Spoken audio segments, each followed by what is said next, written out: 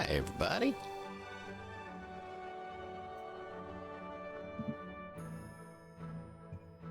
How things going? Hello. Hang on a second. Hey, everyone. Yeah, things are good. How are you? Wondering why something is not working completely. So I'm trying to troubleshoot that while you say hi to everyone.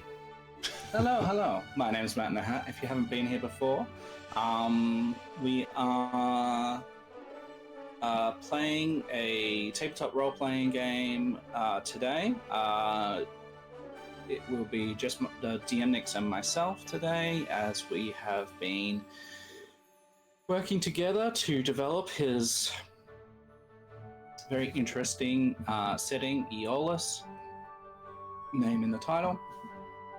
And we are playing 2 characters each in the system of Pathfinder 2, using that to power our, our roles and our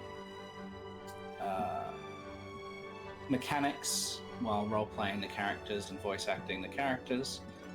Mm-hmm. Seems to be generally going relatively well so far. Last time, our characters left their safe location with Leonardi and met a spider along the way. Didn't exactly communicate, but basically just said, just sort of somehow, didn't talk, rather, communicated that its young had been taken and to bring them back. Did not really differentiate us from those that took the young. Just said you need to bring them back, or bad things will happen. So, well, at least most of us, except for Nazaru, were keen to not have bad things happen. So apparently is reluctant to help anyone or anything that isn't getting back to civilized lands and to safety. That's fine. We need to help a beast, slay a beast. And then we made our way through some different wooded areas, a bit more dark and gloomy. Some very strange things have been going on here. We came across some weird green fireflies. We came across a tree that was sort of torn bare and had spider webs and stuff attached to it.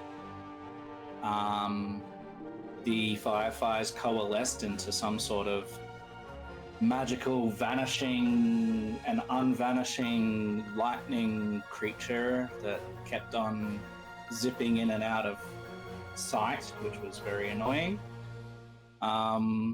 We had a number of hazards along the way, including a falling tree and some rubble and all sorts of things. And finally, we made our way to this... Well, it's not really exactly a clearing, but it used to be a clearing. There used to be a farm here, in fact, and there are several ruined buildings that some of the walls are intact. We came across some scarecrows that were sort of inhabited by a strange green flame. We came across a cauldron that changed its mind about attacking us, but Nazaru still went and destroyed it. And we came across an old friend, or at least battle trainee of Nazaru's in Lestat Bakyu, who has been speaking with Nazaru, and who Nazaru considers to be a traitor to his village and to his unit, because he didn't come back.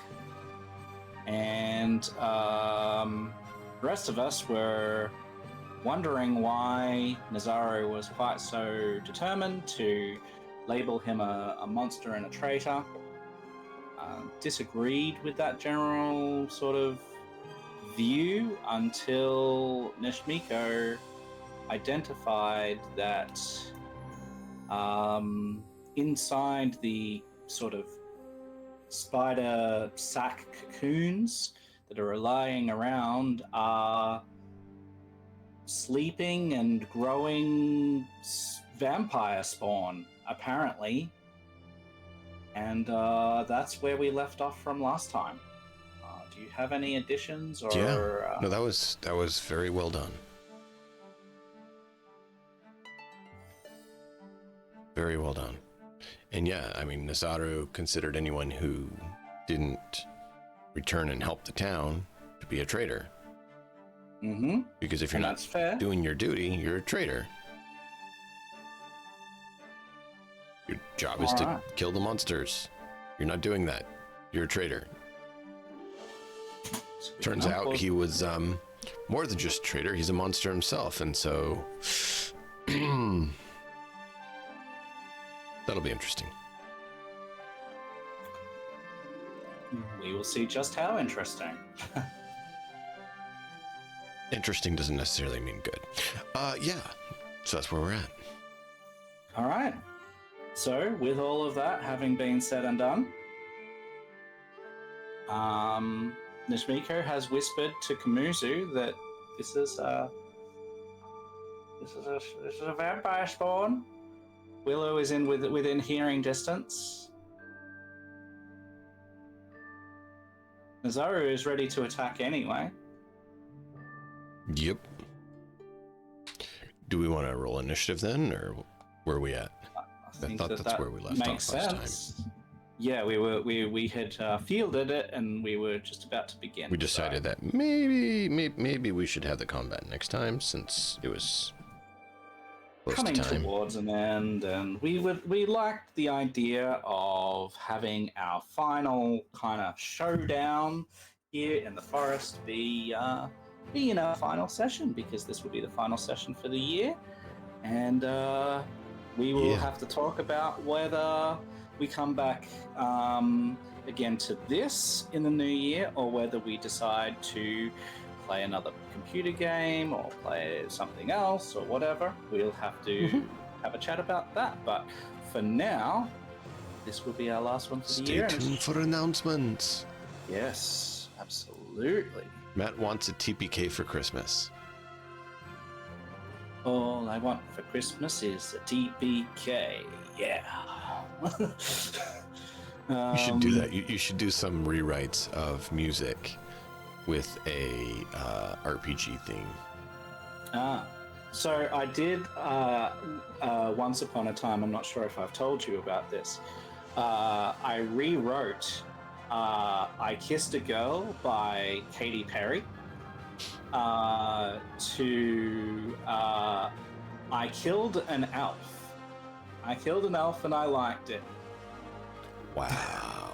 And it was the picture that I had in my brain is a whole heap of orcs in Blood Bowl armor, basically, I killed an elf, and like punching the elf, crushing them into the pavement, and all that sort of stuff. So like, it was nice. It was a whole thing.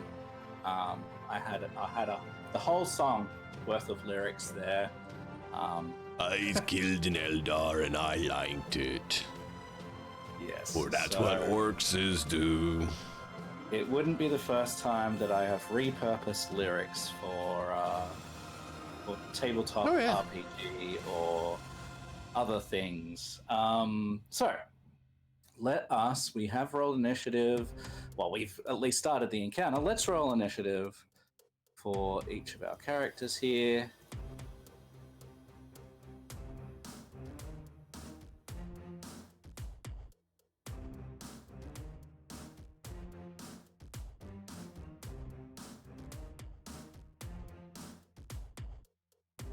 Well, great. Last biscuit doesn't go last.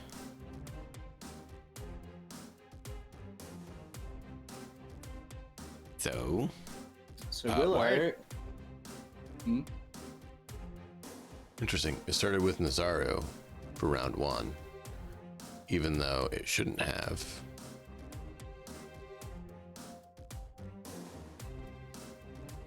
There we go. I fixed it. The encounter thing got confused and was trying to start off with Nazaru at the end of the initiative round for round 1. And immediately after his turn was saying it was round 2. So I just reset it. We got it good. All right. So yeah, Willow's up. Willow's up. She has just heard Nashmiko whisper to Kamuzu that Vampire spawn. that's a vampire spawn sitting in there. And she's not happy. Vampires! So she immediately I'm gonna say that she readies her shield. Raise that. She's still mad at Nazaru for killing the cauldron. Oh, I mean, she wasn't mad. It was just. It was just like, whatever. And she'll be like,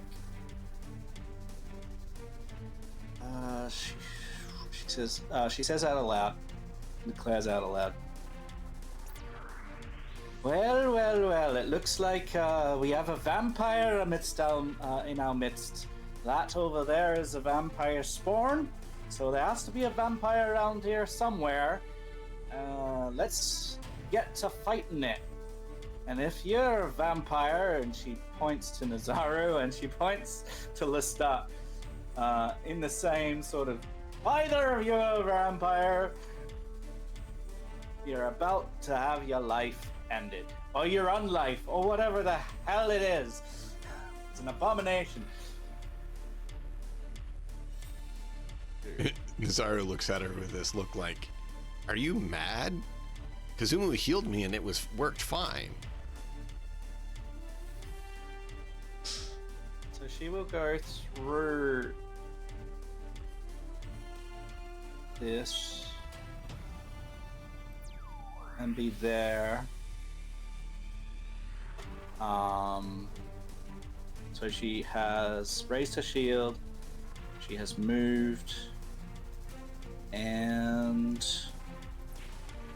she will attempt to inspire her allies with the age-old thing of inspiring martial stance with a critical success. So everyone in her aura gets extra things. Attack rolls and saves against mental effects. Alright, and with that, she finishes her turn.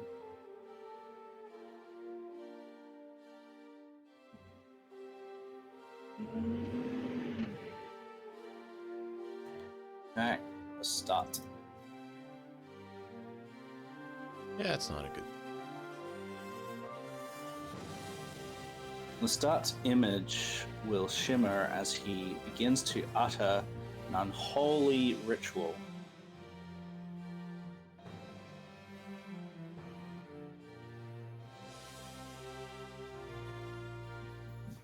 And several apparitions appear around him, all looking exactly the same as him, shimmering, and he shimmers, and they all shimmer.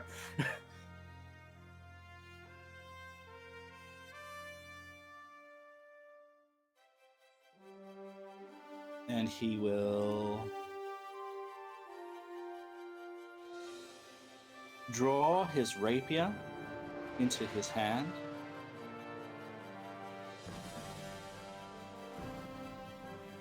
And he says, if you intend to attack, you will find that I am suitably ready.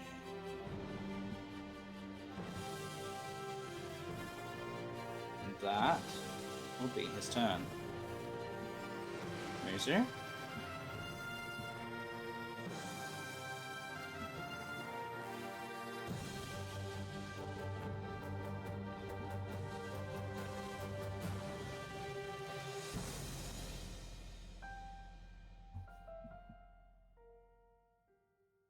Yeah, I think he's going to step to get a little bit better perspective on his turn.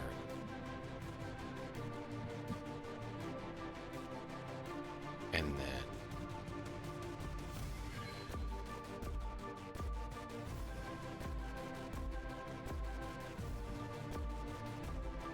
So the D4 is if an attack would hit him. oh, if it hits. If it would hit, yes, Okay. we rolled. Any attack that would hit you has a random chance of hitting an image. He's going to start off at as a Throwing a divine lance. starting point. Okay, so now you do need to roll your D4. And on a 4, you hit an image, and the image dissipates So he's at 3 images. down to 2.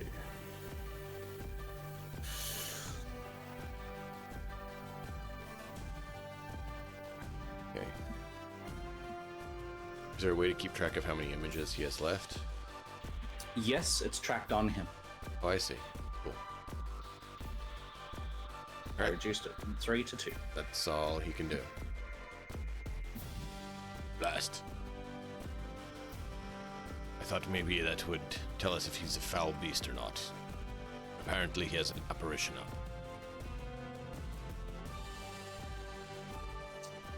Yes. Shmiko is going to attempt to make a... It's not very good at religion, so he'll just make a nature check. Well, he critically succeeds his nature check. Obviously, he doesn't... nature doesn't necessarily tell us everything he needs to know, but No. what Nishmiko does know is that that ain't no normal human. That's Yeah. for sure, for sure.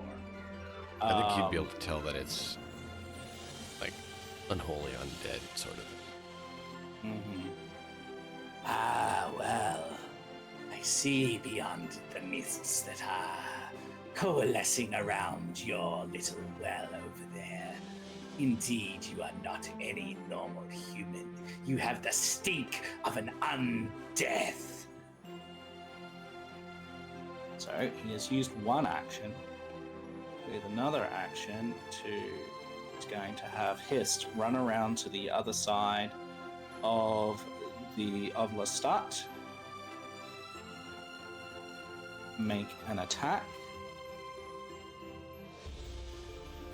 with his Talon. Critically missing. And then Nishmiko is too far away at the moment.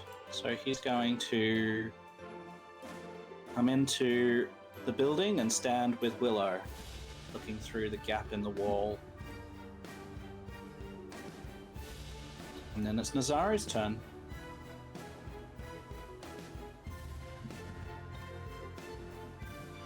You always were a rotten fool.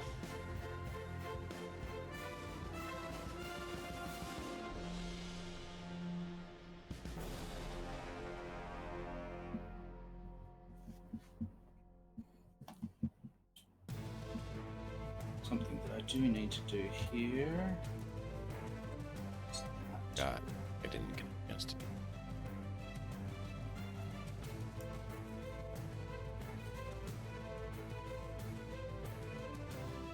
To bring you up. Ooh, yeah.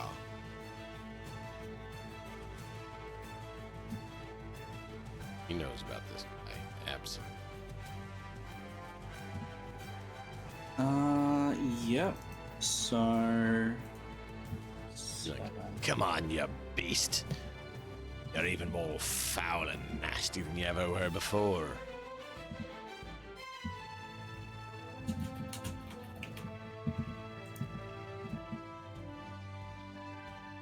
You smell like Brutus's backside. So this isn't a critical success, by the way. It's a normal success. Yeah. Just so that you've got that knowledge. But he can't exploit fully at that point. Mm-hmm. Yep, so on a success, you recall an important fact, learning its highest weakness, if it has, not its other weaknesses, resistances, or immunities. You can exploit either the creature's mortal weakness or its personal antithesis. And your unarmed and weapon strikes against the creature become magical if they weren't already, which they are already.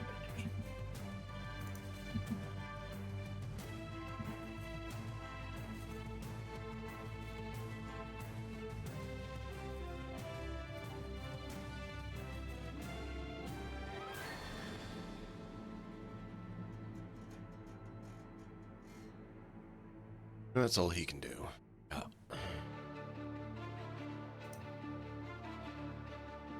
Alrighty. Willow. So the weakness, does he have one? Wait, vampire weakness 0? Your weakness 0. Let me check on that, please.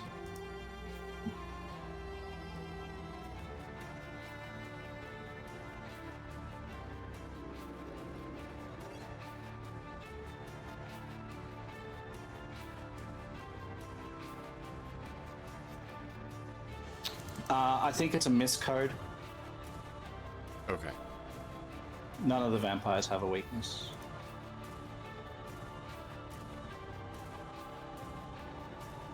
Okay. Yeah, I'm just looking amongst them and I can't see any of them that have one. So. Vampire weaknesses. Let me have a quick look. I have found one that has one in there.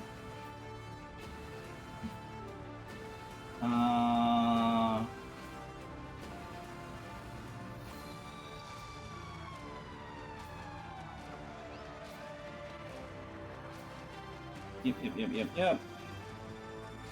Void healing, yep. Compulsions. Revulsion, stake, sunlight. I mean, we don't know necessarily any of that. I think, given the nature of exploit weakness, or at least the esoteric lore attached to it, I think that you would know that direct sunlight is bad for it, and that stake through the heart will finish it. A stake through the heart is good for it. Everyone needs stake. It helps everyone's heart. Stick through the heart! What would you do for a stake? A good stake?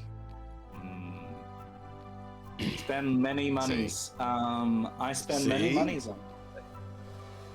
I mean, it's a different although version of a stake through the heart, but still, does stake you to the heart.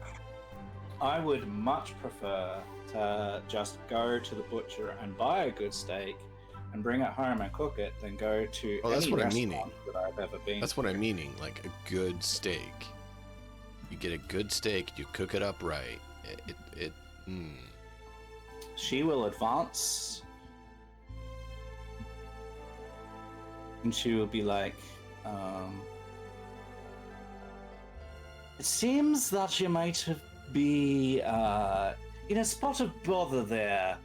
Getting surrounded isn't necessarily good for your unhealth. And she will try to strike at him. Misses.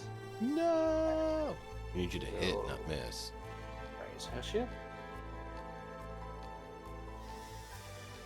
What's that? Ah. He has heal 7? What? Ugh, Mm-hmm.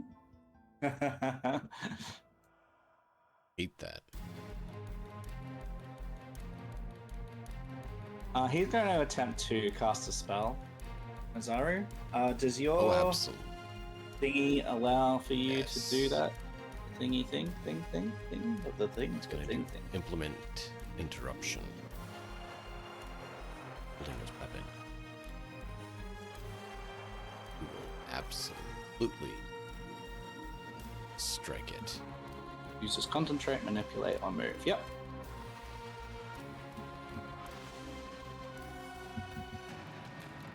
Yes. Yeah. Oh, we gotta do this stupid. You haven't. Doesn't he still have mirrors? Yeah, he still has mirrors. So we gotta roll that, right? This would hit. Yes. So it hits a mirror. Oop. Those mirrors should be gone now.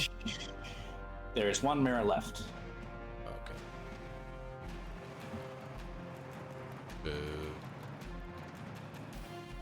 And he will then cast his spell.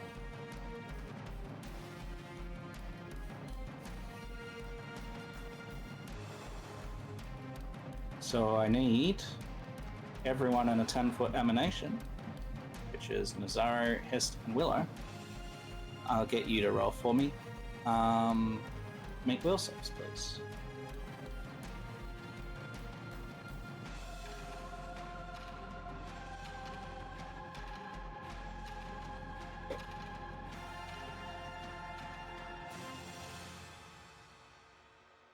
Why? So both of them are affected by Bane. Is that? Yep, that is correct. So, excellent. But Nazaru is unaffected. You feel must succeed at a save. Yep, so he succeeds. And then Lestat will strike at Nazaru with his rapier.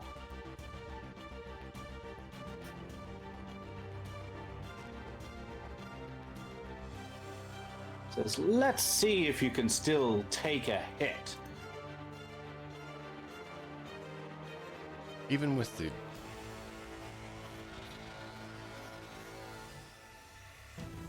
Chunk. Oof. Ow.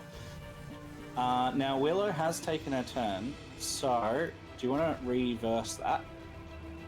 Just for a second. Thank you. is she gonna do her thing? Absolutely. She's going to flash a Florangeur, giving you resistance. Now How does she you do that can, in plate mail? now you can roll the damage. Now take the damage. That's a bit better. And also, And- we have Revealing Light on him, so he is dazzled. Boom. That should really make him feel, since it's supposed to be like sunlight. Oh, yeah. Divine Light flashes out. Yeah. Yep. But he still takes some good damage there. That is all he can do on his turn. Kamuzu.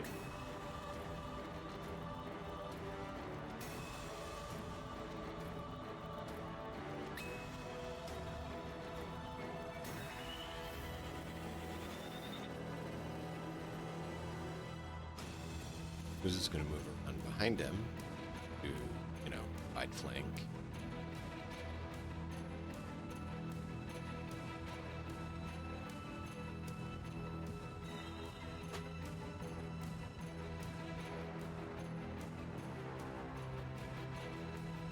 And he's going to strike. And of course, and I guess he'll try to.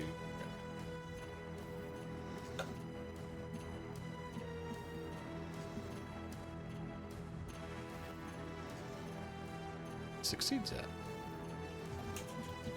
One moment.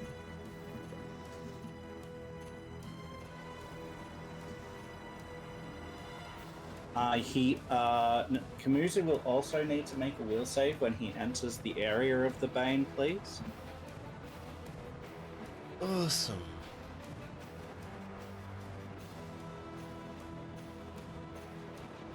And he fails, so he is also affected by the Bane. So I will get that onto him. Go. He will still succeed at his trip. Target falls prone. He is prone. Oop.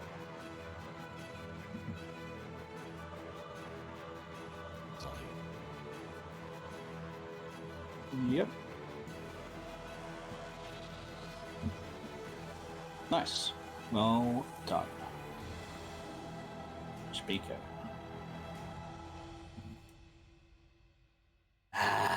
We have knocked you down, and now we can finish you.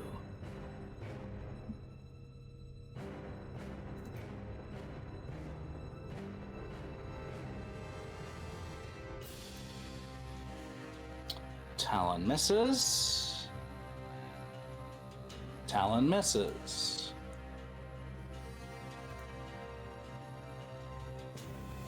He has 2 actions.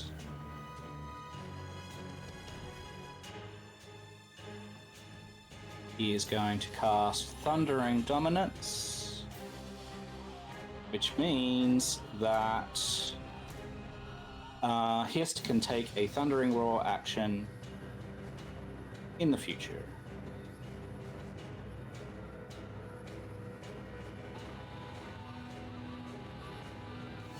And then it's Nazaro's turn.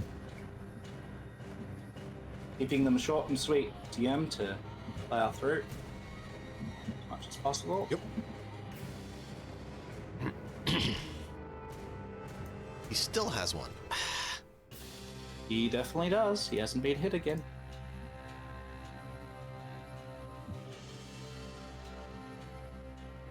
Alright, roll a d4. With a one D4. image. Hang on. With 2 images, there is a 1 in 3. Filling 1 image. That's d6, yeah. d6. So 1 to 3, you hit him. You hit him. Hey. The image stays up. And you said they don't have a weakness? Does not have a weakness. Standard. What was it? 5? It's half level plus 2, right? It's 4. It's Because we're 4? still... Yeah, we're still level 5, right? Okay. I was trying to remember how much it was. I couldn't remember. Yep. 4 for the exploit. Personal antithesis. Yeah. Oh, good.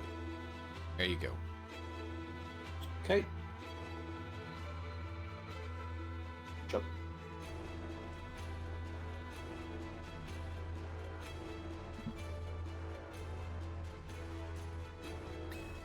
Go for it again. Apparently critically missed, because why wouldn't you just absolutely blow? And we'll go back to this because we know not getting hit is useful, even though it seems to completely ignore the fact that he's being parried.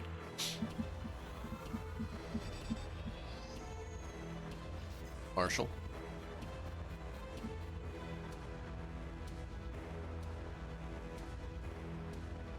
Marshall. Yeah, Marshall. Also known as Willow.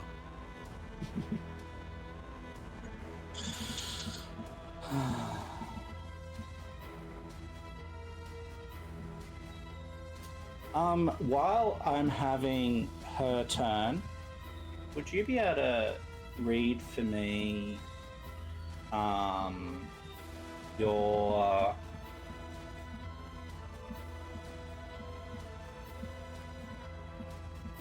your exploit weakness again? Yeah. What Exploit I want vulnerability? Yeah, what I Or- want you to be looking out for is if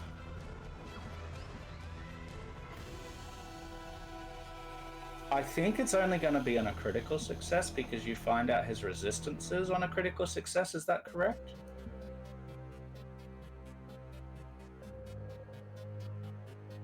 Because there is something which is fun in here, and that is that he doesn't have a weakness to silver, but the resistance to physical damage that he has can be overcome by silver. Okay. So did he take? I think that's on a critical. He should not have taken 12. Then he should have taken the full 19. Why? Because it's 'Cause you don't magical, know. and Magical doesn't matter. okay. And I thought it counted as it. Let me look. No, it's only if it's a vulnerability, right?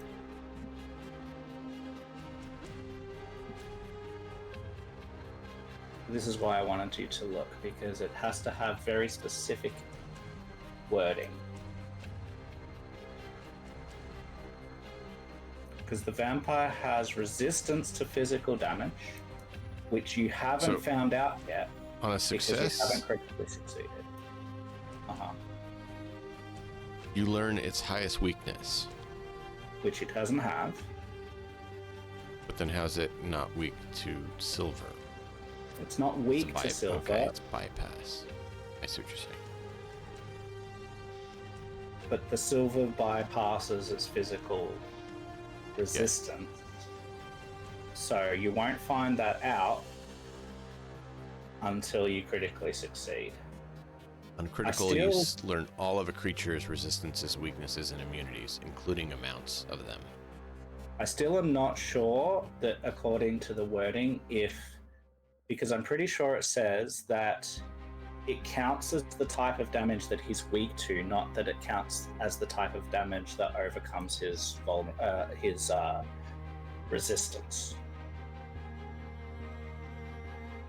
This is an edge case, people, and if you are watching and you have familiarity with Pathfinder 2, you can let us know if we're wrong. We're trying to read it and be as close to the rules as we can. In most cases. Sometimes we overrule them. So yeah, I'll get you to quickly give it another read and see what you think in a minute. I'm going to have Willow's turn. She is going to attempt to strike. She will hit. She will raise her shield. And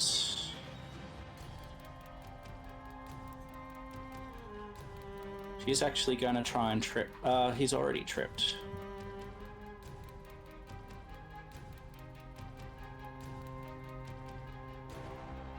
Actually, she wouldn't have been able to just do damage. She has to roll a d6.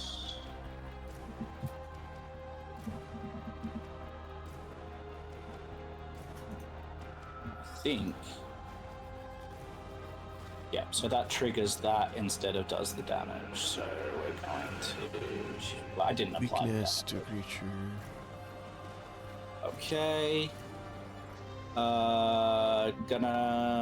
So she's deleted the final image. 2 plus half level. And she is going to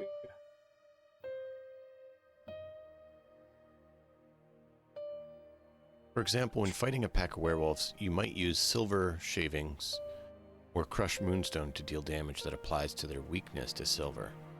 Your attacks against any of the werewolves, but you wouldn't apply the damage to any other monsters with a weakness to silver. So it's against that type of creature.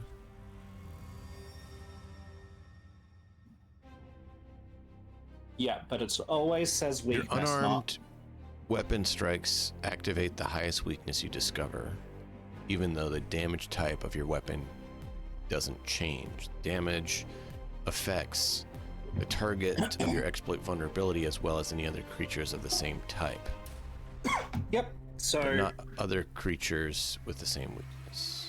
as far as we can tell, it will not matter because it only affects weaknesses, not what he has.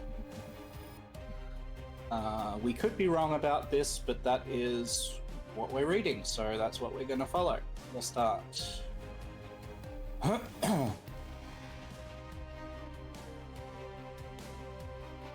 Alright, healing.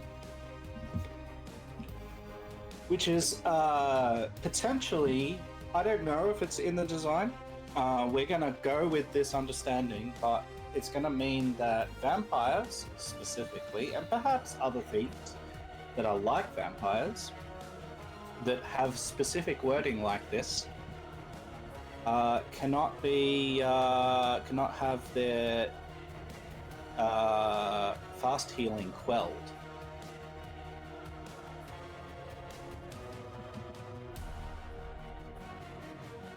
Because there's nothing, because they don't have a weakness to stop the fast healing like trolls do. So that could be in the design, and that's totally fine.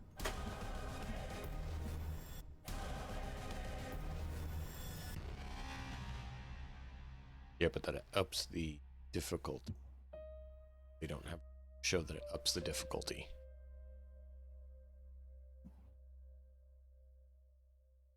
Well, this is designed to be a boss fight anyway, so it doesn't matter. This is what it is.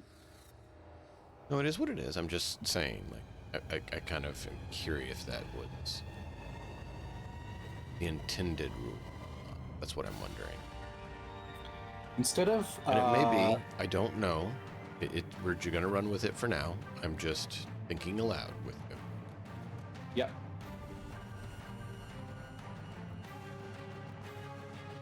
We don't have enough data to say either way, so that's fine. Mm-hmm.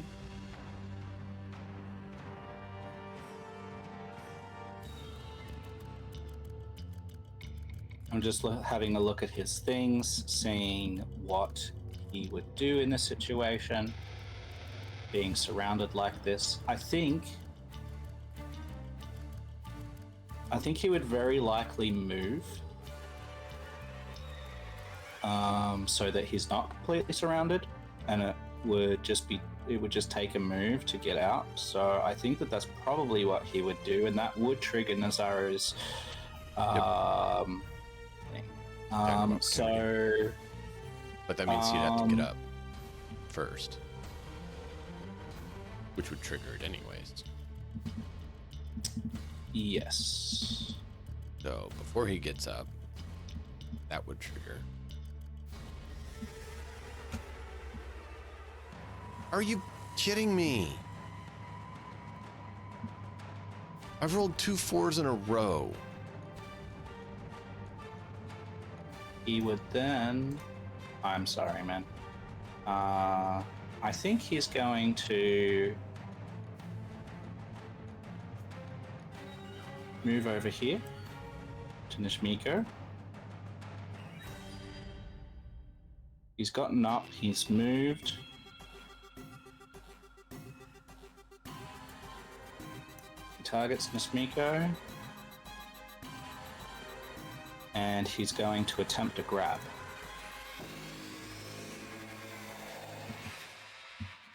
That's not a particularly high roll. It is enough. And so Nishmiko is grabbed.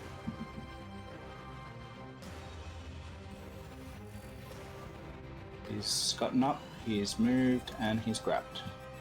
Muzu? I have your lizard now. Actually, that's the speaker's voice. I have your lizard now. I'm no lizard.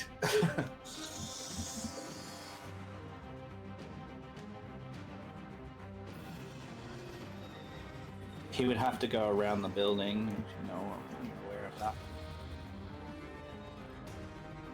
So there's a wall here. So yeah. It's still, I think you can still do it. It's just a slightly different path.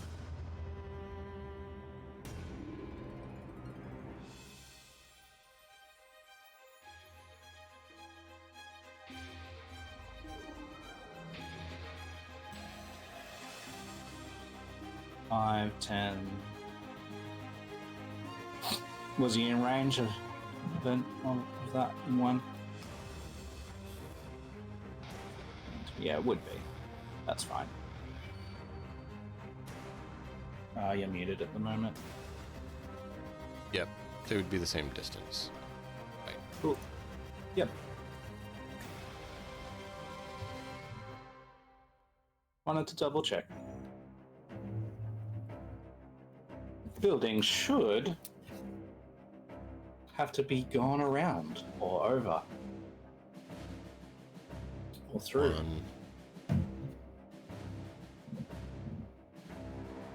Oh, and Nishmiko now has to actually make a will save because Great, that's a 3.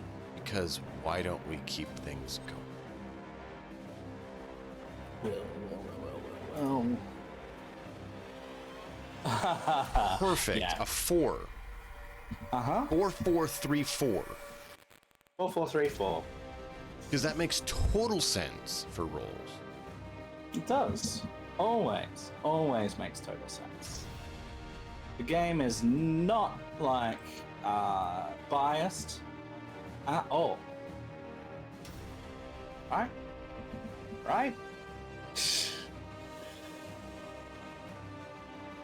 Unbelievable.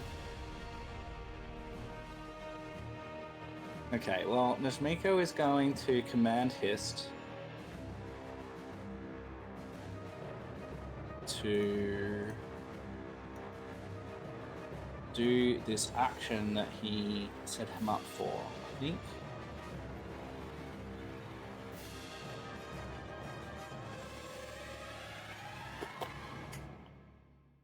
There's one thing so with it only happens thundering- once in a while, but when it gets consistent like that, that's when it gets irritating. He's gonna run around 1, 2, 3, 4, 5, 6. Yes, that's fine. Gonna run around here to there, target Lestat, and Thundering Roar. Basic will save. Can you make Lestat have that basic will save, please? Oof, that's horrible. Nishmiko's bonus Yeah, that's on an is 8 for him. 21 DC, so he passes, but not critically passes, so he's going to take half damage from that.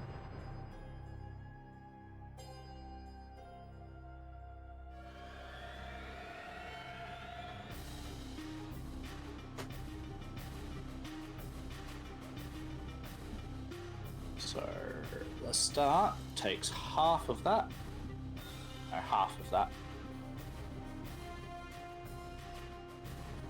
Yeah, And accidentally click 1 over. It makes a difference. yeah. And then is there another effect? Thundering Roar action. Creature that fails is frightened. So he didn't fail. He just takes a little bit of sonic damage. But it was worth a try to make him frightened, because frightened is amazing.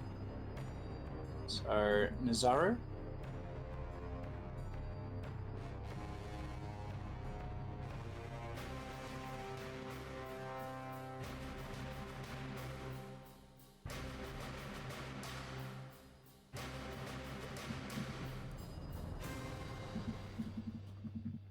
a spineless coward, you fool.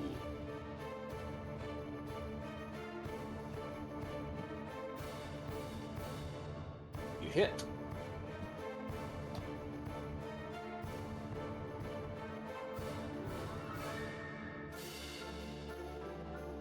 $25 points of damage. 17. Oh, I haven't been doing the other thing either. I'm gonna have to do that now.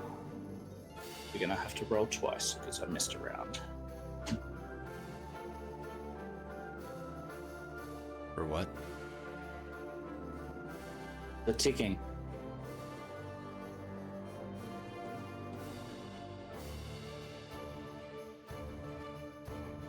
Nice.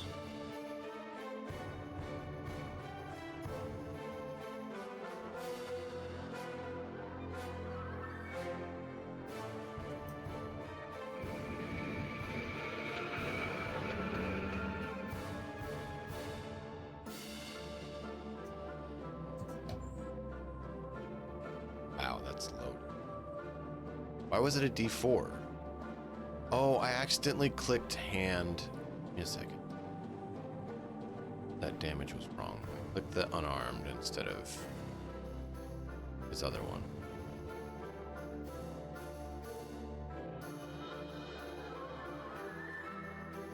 Like, why is it a D4? It's not supposed to be a D4. Because I was looking at the other skill and it shifted my screen. One tick. Okay, that's what it should be.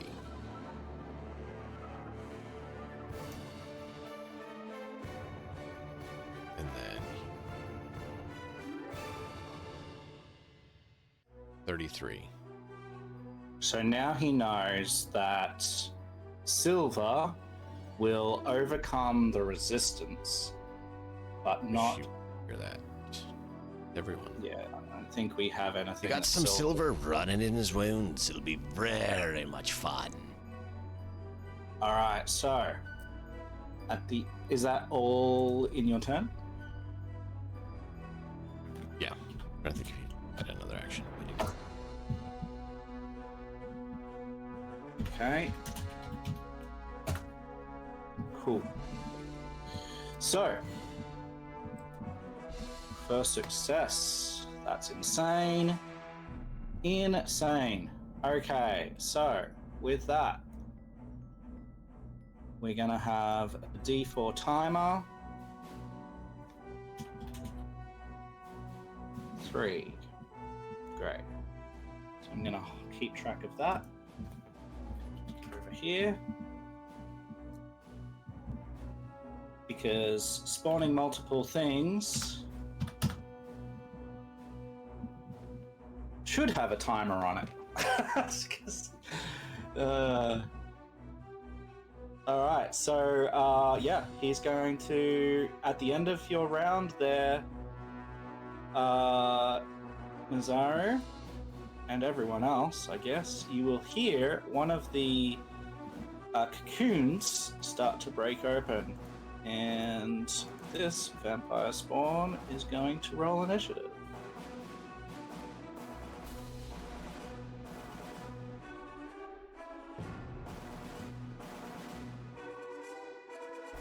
Wow. Okay.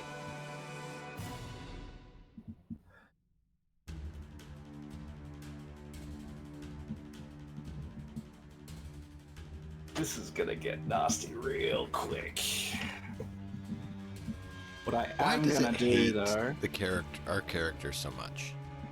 what I am gonna do, It rolls well for the is- enemies so often.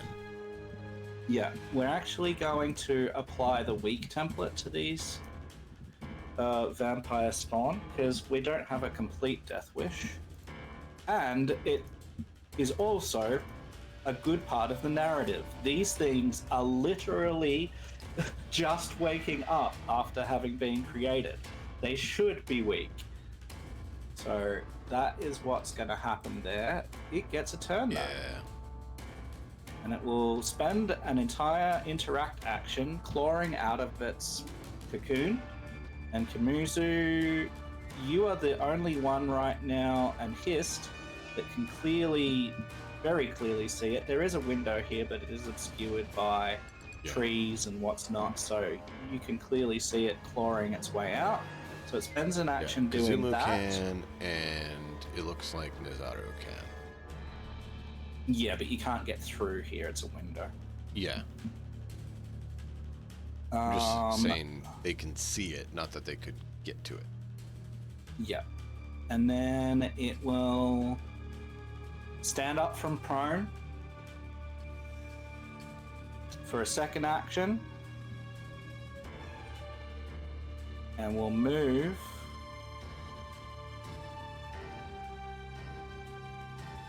as a third action with how much speed? 25. It's actually going to move here. Yeah, behind the wall. Oh, didn't he move one more? Oh. Willow.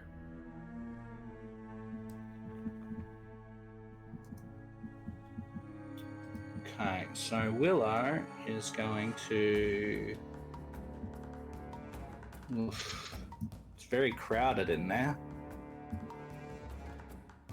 Join the party, Willow. Join the party. 2, It's fun. 3, 4. 1, 2, 3, 4, 3, 5, 5. 6. She can make it to there. Yep. Target it. Make a strike. Just manages interesting. to hit.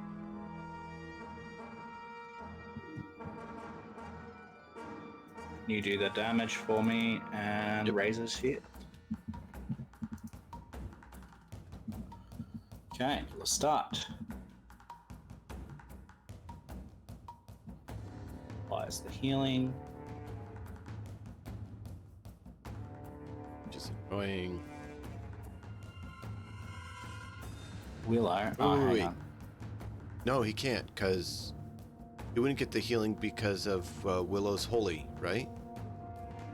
Holy doesn't stop the healing, Okay. as far as I'm aware.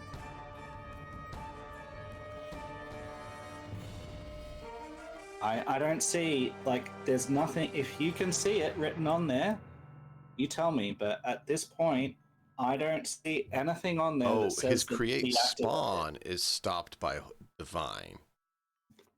But divine and holy are different?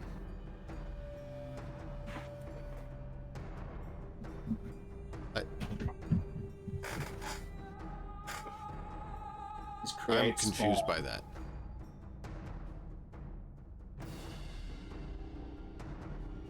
What? Where's create spawn?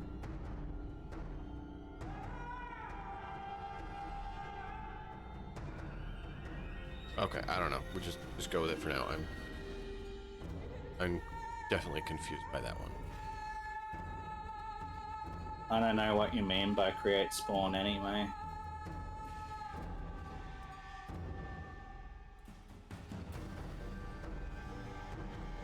Basic vampire. It's all good. Yeah, I don't see anything in there that deactivates the fast healing. Yeah. But I could be reading it wrong. I just can't see it. So it is his turn.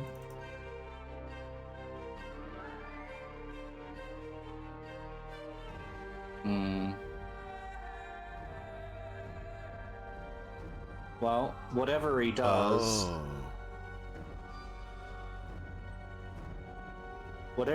he's going to trigger Nazaru's attack, so Nazaru can attack. So, vampire weakness is a thing. Before we can, it's a trait on him. So, it has the following effects: compulsion. Vampires are creatures of strange and noble compulsions. Yep. Okay. Revulsion. Stake, sunlight. Which he did come within distance of a holy symbol. Because Kazumu is always brandishing his. It's on his shield. It's part of it. That is his holy symbol.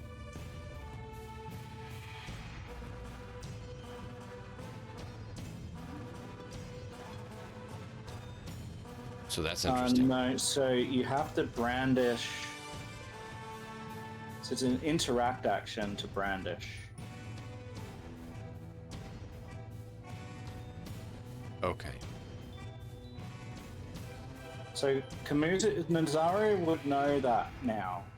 So he would be able to communicate if you, like, so mechanically this is what he would say, but obviously in game, in Just go with his mechanics word. for now, because we're trying to Mechanic, get through it. he would tonight say if we can. to both Willow and to Kamuzu and to everyone, if you have a holy symbol, spend an action, an interact action to brandish it,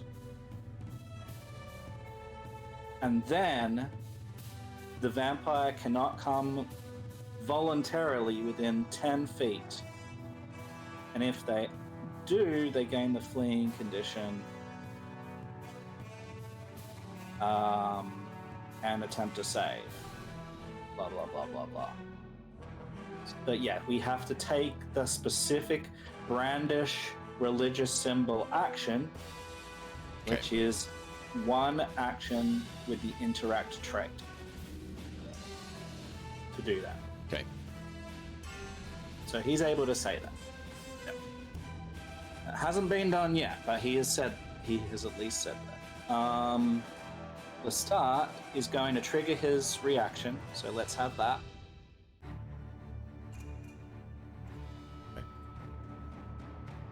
Because he's going to go ahead and move. Well, he's going to suck blood first, and then he'll do something else. So he's gonna do this. So this won't trigger it, but it's fine. And fortitude of... So that'll actually be a critical success against him. So I'm gonna have Drain 2 and Give me a second. we're going to regain 10.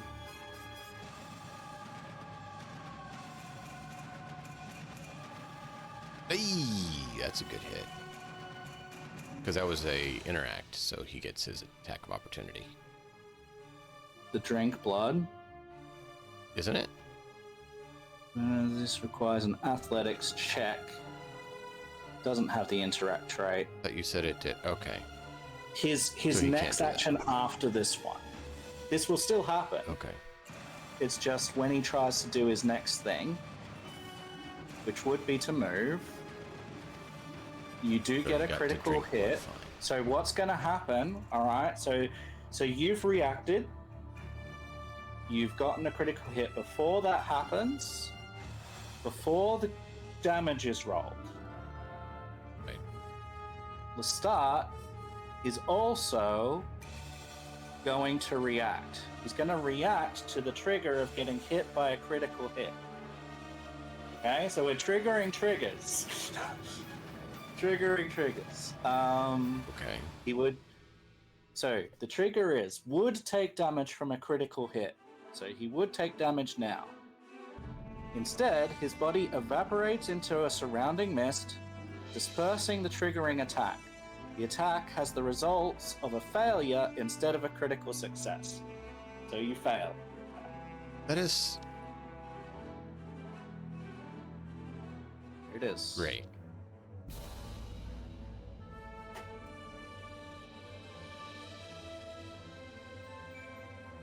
Shoom. Into mist. It's shocking. It's absolutely shocking. But vampires are meant to be brutal, man. And they are. Now, he only has one reaction a turn, but still, that's insane. And he has used it for this whole round now. So this is the whole round. And yeah, he is going to...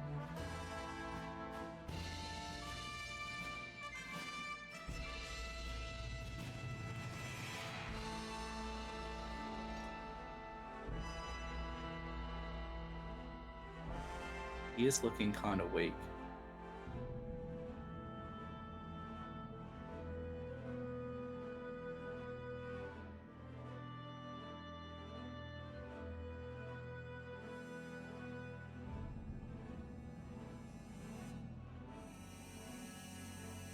Nazaro doesn't like you. You can make a fortitude save, please. You said he was going to move, I did, didn't I? My apologies. which is why he got the missed evasion. Well, the missed evasion doesn't require a move, by the way. But No, yes, I did but say it that. does require an attack, which was triggered off of an attack of opportunity, which means you did something Yeah. trigger it. Yeah. I was Well, just a puzzled because spell- that would be A spell or a move would trigger his attack of opportunity. So true. it's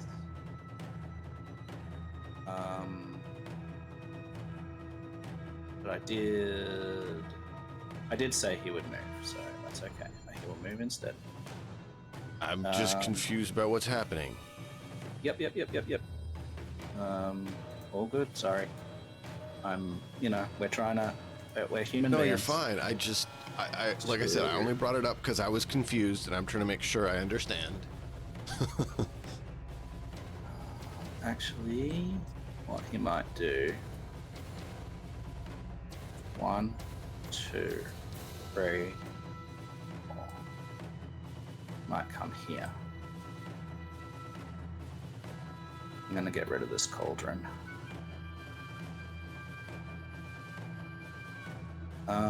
So he moves, and he's got one more action.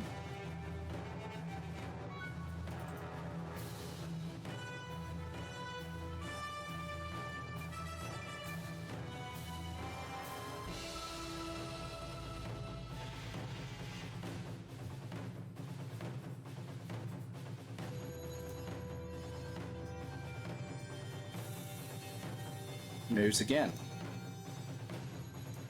Kamuzu.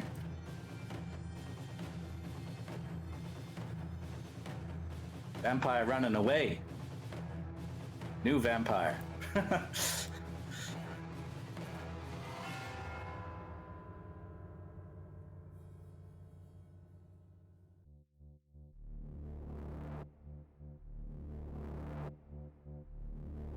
I'll start moving that way. Let's see. The other individuals there. Here's.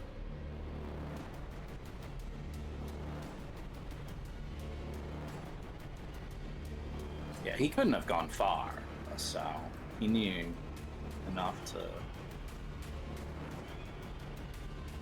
But he'll call the team over. Like, the ugly beast came over here. Purge the filth. In the name of Horus and Osiris.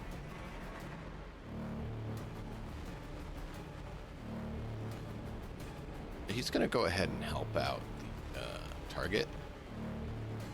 Ooh, a fortitude save? Yeah, he's gonna go ahead and heal that guy there. So half damage. Of course.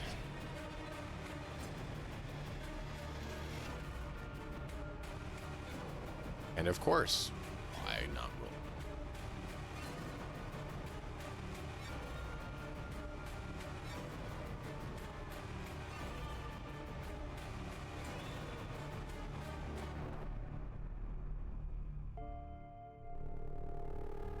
I was hoping that would. He screams, and some mist sort of briefly dissipates, and you smell burning flesh. Holy light burns into his skin.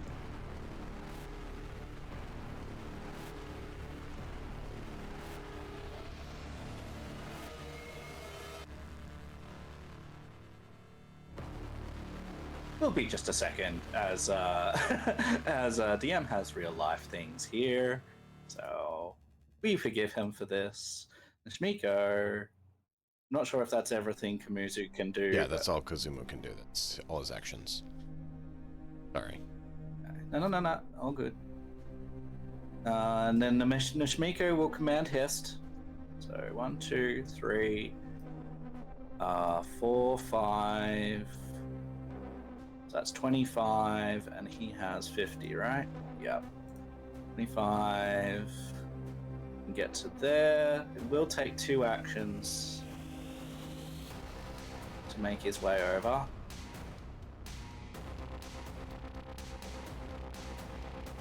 So he can't do anything else. Shmiko. Does anyone look particularly damaged? Zaru's taken a bit, but he's not looking terrible. I would suggest maybe just going up and doing something, because Yeah. 1, 2, not moving further away, but 3, 4, 5. And he's got another action. So 1, 2, 3, 4, 5. That's a little bit too far. You could be 5 closer. To you. Yeah, to Kazumu. Up there. Thanks. You're welcome. There is a wall there, so let's do this. Is that still close enough, or 35? That's one. Okay. Because he would need line of sight, doesn't he? Did it need line of sight for that? I thought it just was burst everywhere. But what? What is it? His I'll heal. read. You're good for now. Okay. It's emanation. Does emanation? Zar. I'll look.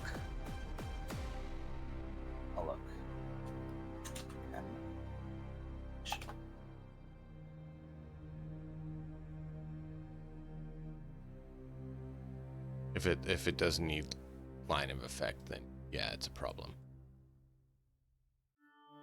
I didn't know if emanations were. No I idea. didn't think about that.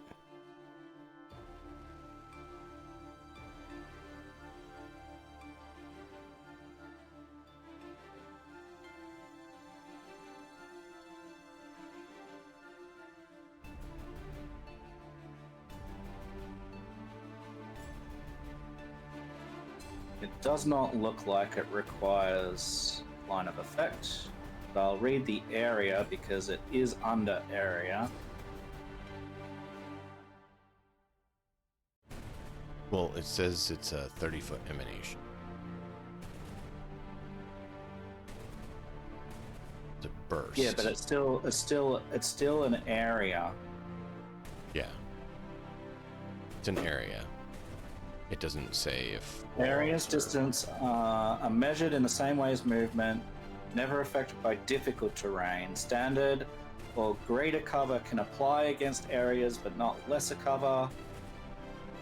This would be cover at minimum, so it's not going okay. to affect. So then he probably won't have effect then, unless you moved up to further up.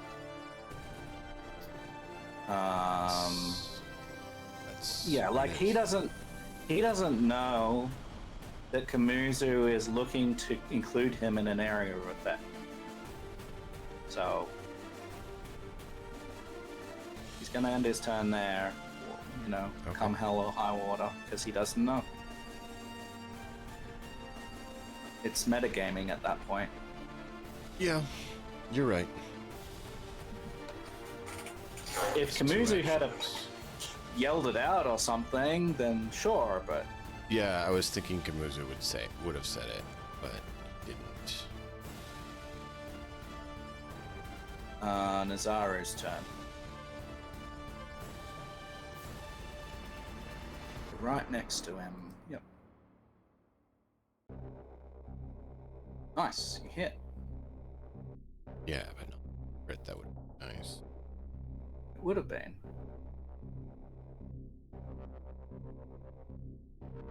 Still damage. Every damage is good damage.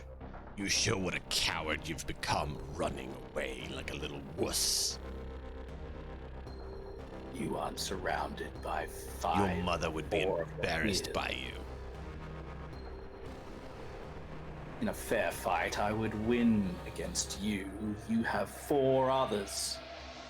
3 others, and this dinosaur. Your mother would be ashamed of you, bragging about outnumbering your foe. You don't know my mother. I don't even know my mother, you fool. Alright, so with that, we have Vampire Spawn. It's going to move up to Kamuzu, and it is going to attempt to claw him. Which, of course, critically hits. Why wouldn't it? There you go. And then we'll try to grab him. Because why wouldn't the dice totally be jerks to us and not let us do anything? Does not grab him. So, yeah, just that damage, no grab. Not Yeah, Nazaru, just it's 24 Kamuzu. damage. It's Kamuzu. It's not Nazaru. Oh, because Sorry if I got the wrong thing. I probably clicked. Alright, so Cunning Vampire Spawn is done. Willow. Willow is way down here. 1, 2, 3, 4, 5, 6. 1, 2, 3, 4. Target.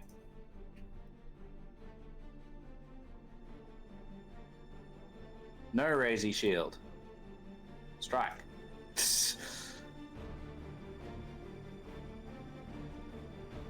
Nope. Okay. The stat. Yet again surrounded by foes. He will receive his fast healing. Oop.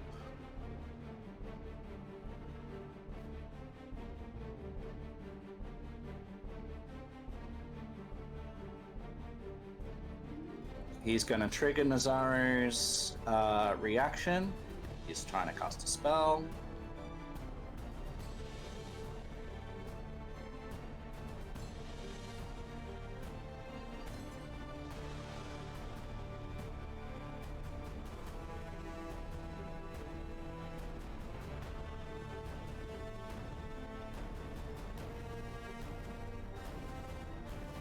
Attack of opportunity. Spell.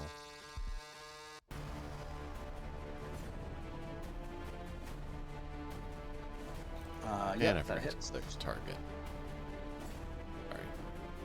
Hits. Hits.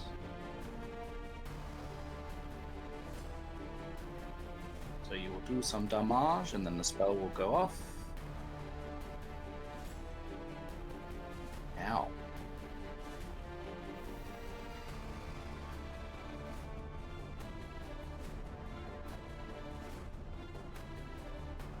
Need you to roll that fortitude save there, Nazar.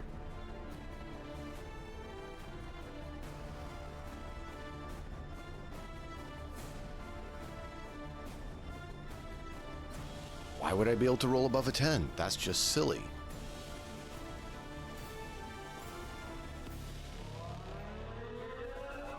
Okay, so 21 damage. I will heal back 10.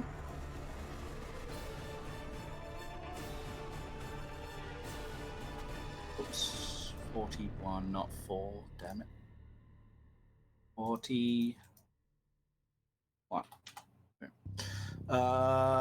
So 2 actions there. It's got 1 action left.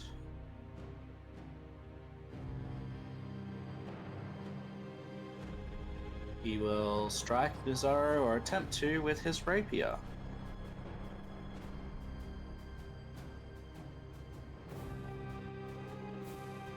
Don't do the damage yet. Willow will cast the thing. You know, because they can never miss. We can almost never hit. They can't roll below a 10. We can rarely ever roll a 10. It's great. He is dazzled again, and Nazaro takes less damage. That's all that Lestat can do. Kamuzu.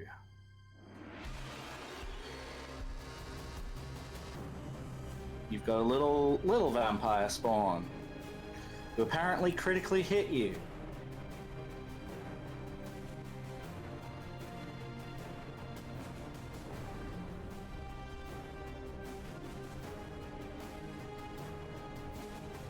Wrong button.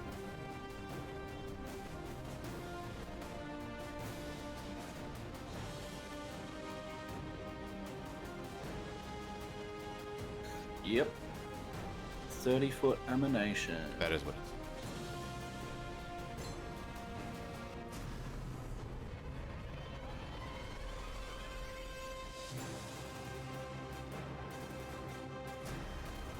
Is it on the center of him, or? It will be bigger for him because he's a large creature. So it will be at the side of his space. It will be here. So it would Any include side. Willow. Yeah, it will include Willow, yes.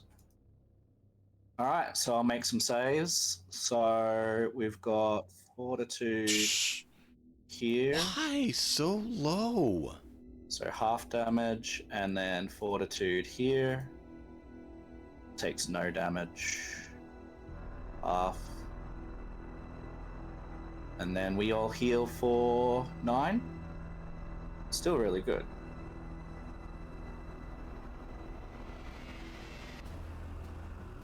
But yes, it's unfortunate. Hey! Enjoy the alert, dragon. Any dragon come up? No, we're fighting this bloody vampire. Good to see you though, buddy. Vampire is ruining our day. Nazaro also heals. Yep, so that's already done. Okay. Kamuzu spent 3 actions casting that. Shmiko sees that going on and goes, I want to be a part of that. 1, 2, 3, 4, 5. Man's hissed to attack.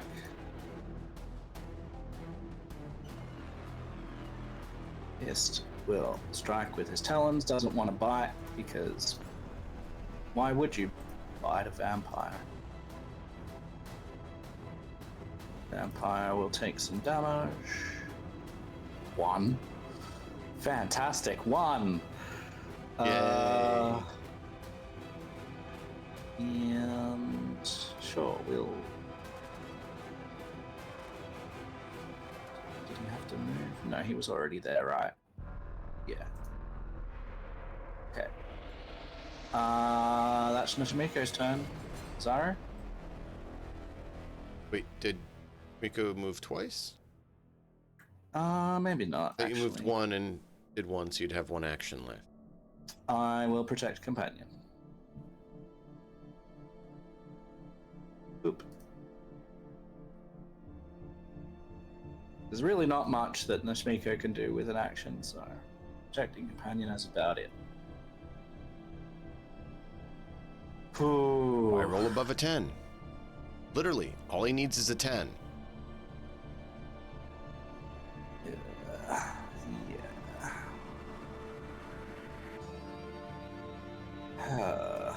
Oh. Wow. Wow. Vampire is kicking our asses because, well, it's No, not the dice vampire, are. It's a freaking roll. Thanks.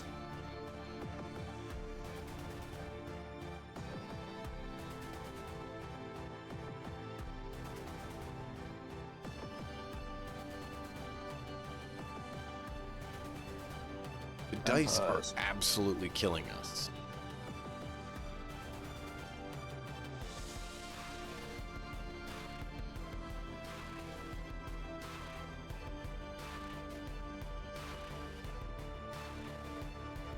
Grab. No. And 1, 2, 3, 4, 5. Willow.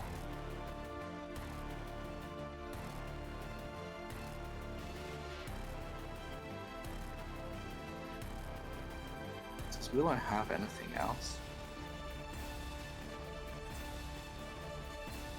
Just gonna quickly have a look at what we've got. She's got Lay on Hands. I think she wants to use that on Nazaru. One living creature in the range of touch. So she will move.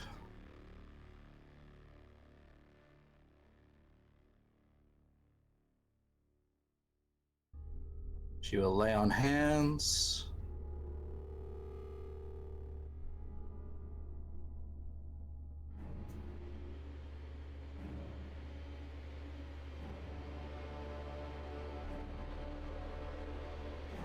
You get the AC from that as well. And then I think she probably is just going to move back, so you've still got flanking. I think that makes the most sense. Start is going to heal. And he's dazzled. So he has to pass flat checks. I think he's getting annoyed with Willow, so he's gonna like target her. He has to pass a flat check to target her. He fails. Yay, at least it wasted an action. He will try to claw with a second attack because he failed at an attack. Of course, he still critically hits. Of course. Brutal. Dealing 28 We can't roll points above of a 10, damage. but they can't roll below a 10. And then we'll try to grab her. Grab. Athletics. That's actually not going to work because he has multiple attack penalty from the first one. Yep. Yep. Oh, was this his first attack against her? It wasn't, was it? He missed his first one because he didn't But, pass yeah. his flat check. And then he attacked. So yeah, this doesn't work. So he cannot grab her. Thank Christ. Muser. You saw Spawn run around the back of the building, but you still have Big Bad over here.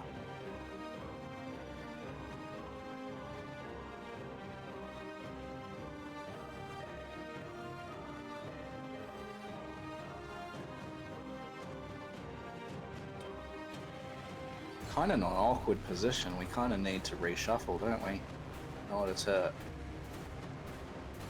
have you be more effective. That's alright, we can do that.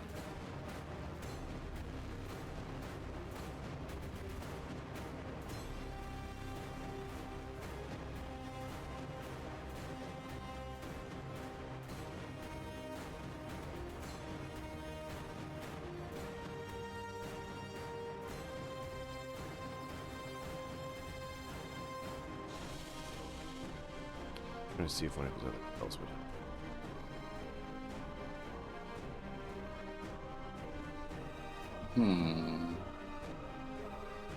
Let's see.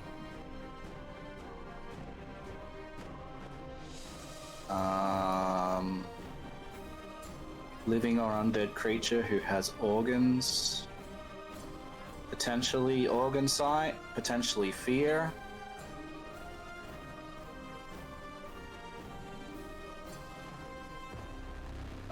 Being that Dazzled is gone, you could Revealing Light on him. You could Inner Radiance Torrent, making a line. But that's probably going to get your allies. No. So... You can do that without hitting allies. Yeah. He could. You could take 3 actions, and it would be a reflex save to take 4d4 force. I don't know if that's worth it. He only needs 2 of his actions to do that, actually, because he only needs it 60 feet long. Yeah. Yeah, you could.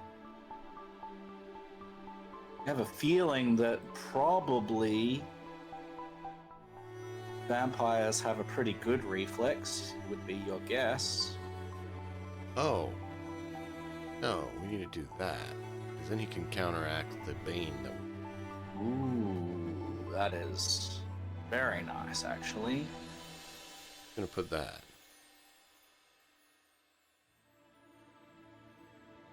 Yep, and you can roll counteract.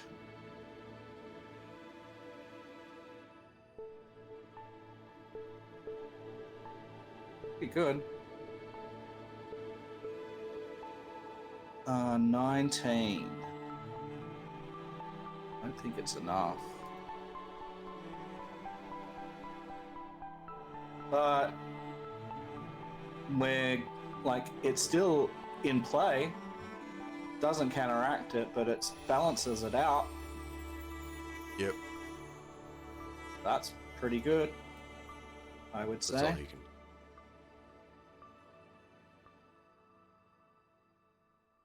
Shmiko. Yes. I'm gonna have a look at his things too, because Oh wow, he has heal. And... he does have summon animal. But I don't think that's gonna be helpful here. I mean, I could summon it to deal with the other vampire spawn. It's probably Otherwise. worth it. Alright, let's go. Vampire Pterodactyl, Terry is back! Terry will appear over here somewhere within 30 feet. So Where's Terry? down here. Did I not have him saved? Terry. Boop. So within sight, so boop. Terry appears. I have no... Terry. Terry's here. That's all of his actions, Nazaru.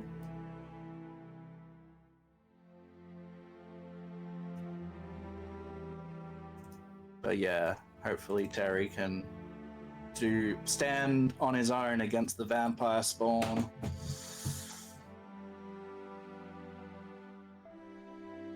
The end of this round,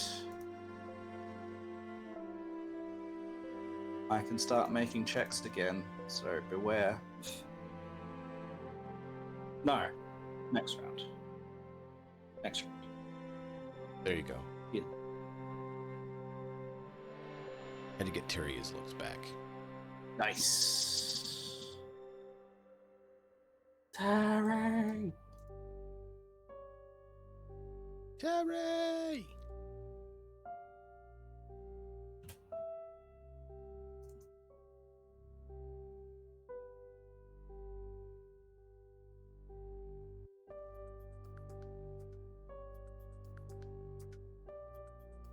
Oh, good.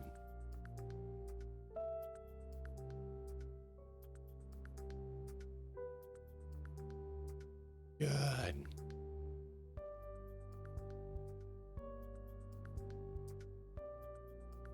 That'll be good.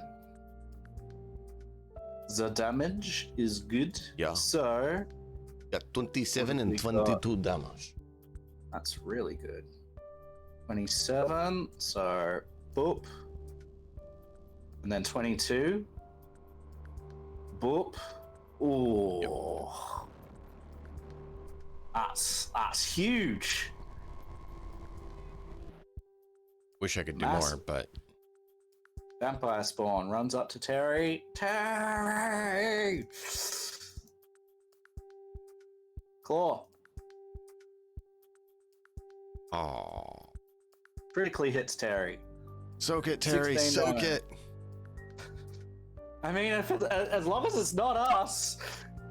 And then we'll make another attack.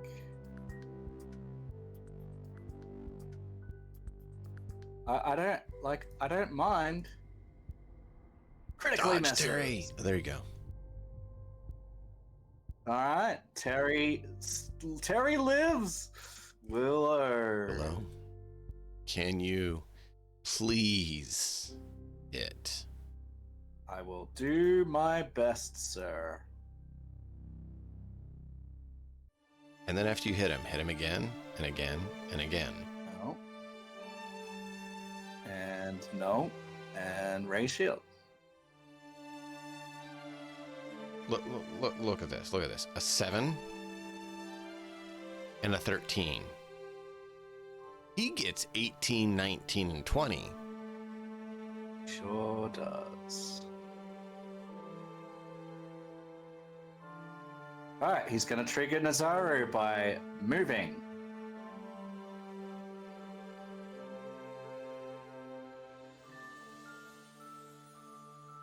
Why? 1, 2.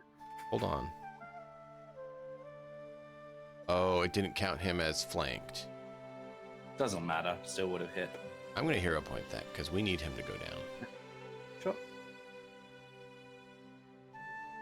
That would have hit That would. if he had And- been flanked still. Yeah, so you can do damage.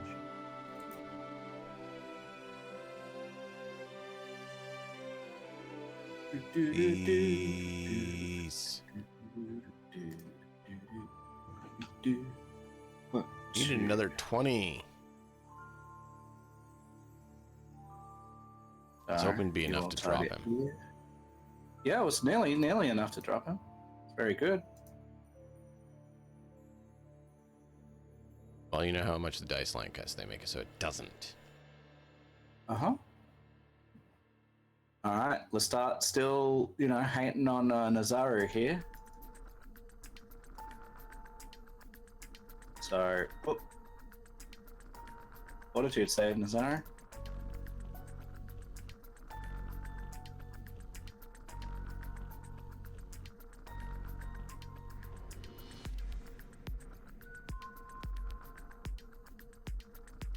As What is the effect?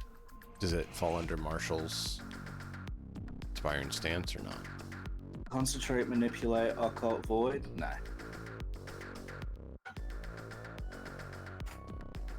Ooh, hoo, hoo. Nice crit. Nice crit. There's your high roll. Well, that ate up his actions. It sure did. That was the best thing that he could do. He would have taken a whole bunch more damage there. Vampiric Maiden is totally ludicrous.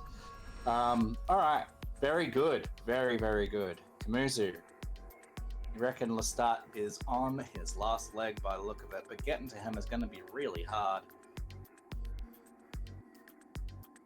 Because I think that'd be so 10. You'll have to go this way. You'll have to go up. Be 10, 20 to get to here, and then 5, 10, 15, 20, 25. So you can get to him and still a move. There you go. 12 Behind spirit damage. Lance. Alright, does it do it? Yep. Bring him down. So Lestat gasps as this lance strikes him. And Let's see.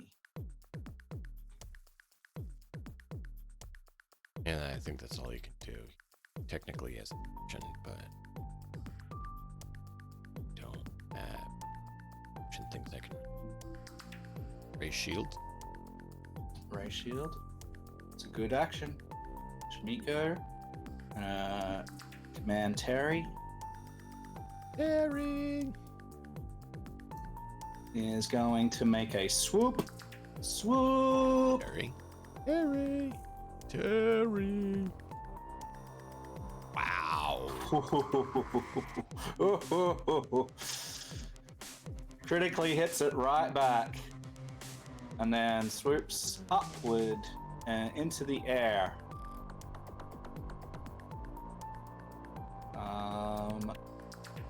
Shmiko commands Kissed. Sure, he has an attack penalty, but it's okay.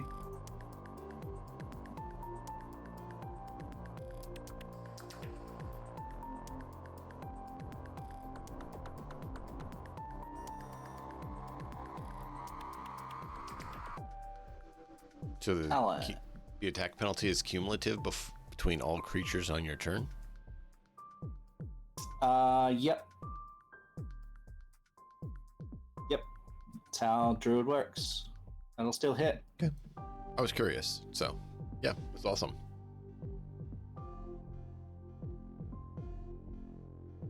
Alright. So moves, bites, that is all. And then the Shmiko just refreshes the mark. So, do that. Oh, with him being down, does that mean Bane's gone?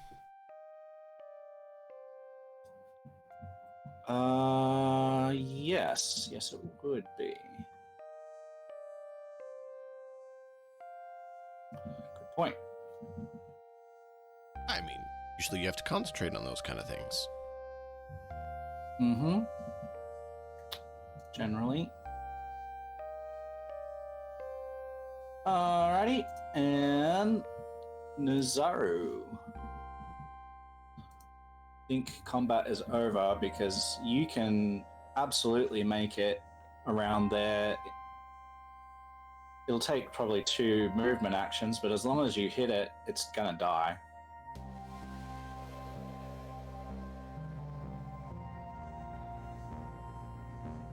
And considering its armor class is only That's one 20, action there. It's one action there? Yeah, Even he has around? 35. No, Okay. he has 30, so 2 actions.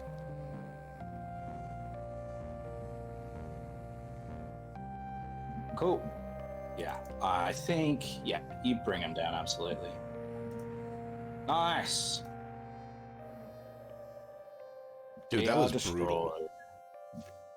destroyed. The dice were not kind. That was... But we prevailed! Oh, but I mean, it shows what... This has shown kind of what we set out to do, right? Mm-hmm. We wanted to show that they kind of intend for you to build a group, not characters. If we had All right. not built this group with the intention of them functioning like this as a group as strongly, we would have not have survived this. Yeah. You see a fluttering of bat wings. And a figure, a figure materializes here beside Lestat. Brandishes a wooden stake. Looks down upon Lestat. It spits on his corpse. And it says, "You went against." Sorry. You went the timing on against. that. The timing on that. Our decrees.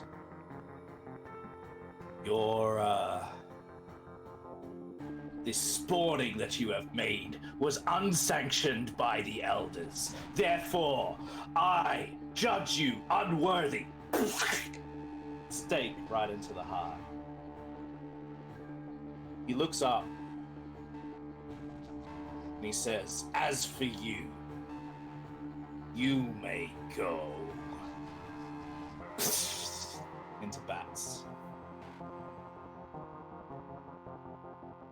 Well, I guess we know there's more of them to kill. Let's go sharpen our blades and recoup and bring the meat back to town and come a-hunting. What do y'all say? How about we do the first bit? We can talk about the rest. All right, I'm gonna have to go and take that call. So we're gonna take our 5-10 minute break now, and we'll be back in a few minutes with the final half. Back in a little bit, everyone. Thanks for being here.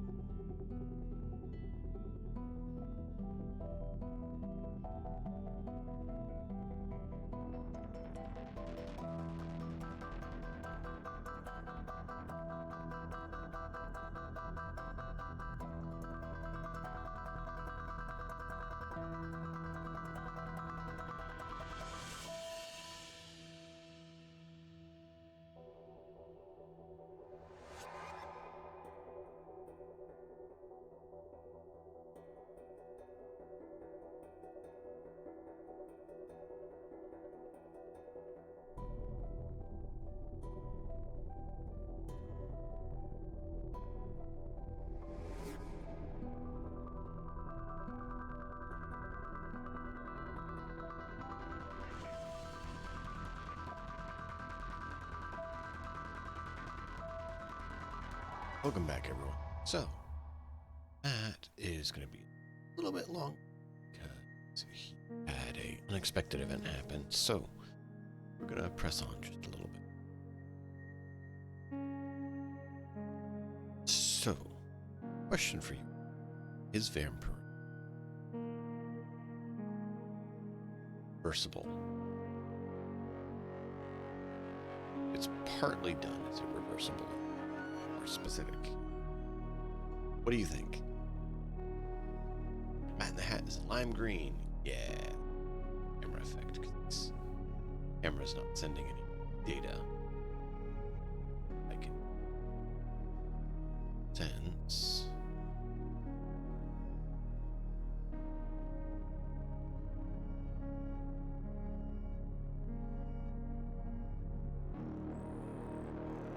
There you go. And then he'll pop up as soon as back.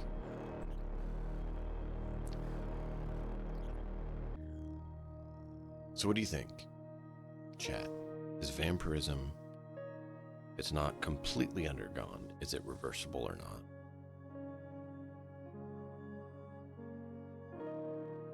Or if it's once it started, there's no hope?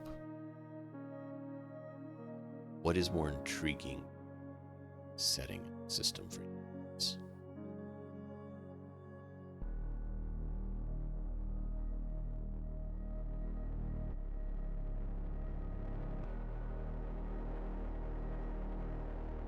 There is a damn heritage. It's a part vampire, half vampire. I'm aware of that. What is fun narrative to you?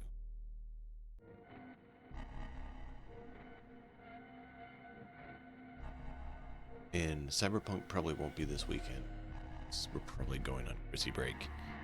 Christmas break. We might do something else. But with where we're at in the story and Matt not being able to... taking a break from stuff, which I understand life has been crazy.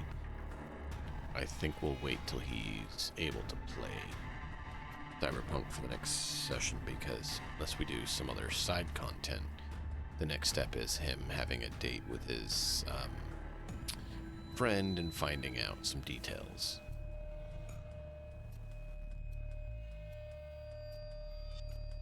Yes, there is in Book of the Dead. There's rules for playing a lich, a vampire, a ghoul, skeleton, zombie, all of it in Book of the Dead.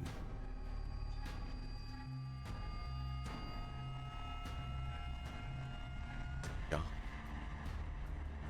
But what sounds, like I said, the thing to me is what sounds most narratively appealing?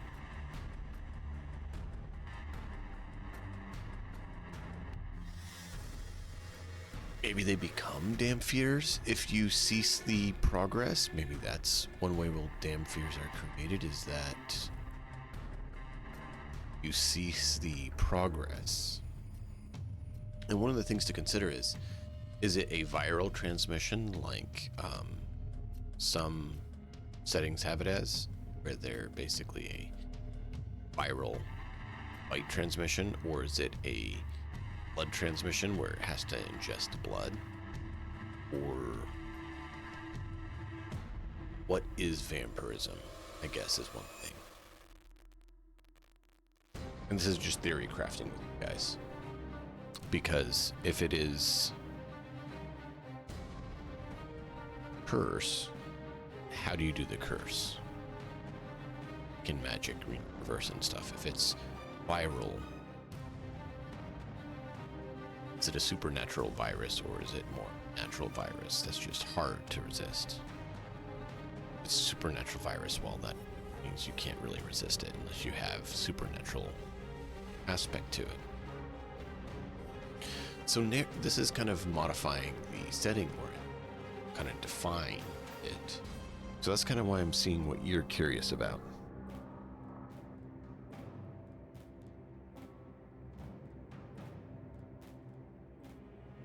Yeah, that's an option, Eòlas. reading this setting, as you guys know, so I'm open to your thoughts. That's why I'm asking. Oh, sorry about that.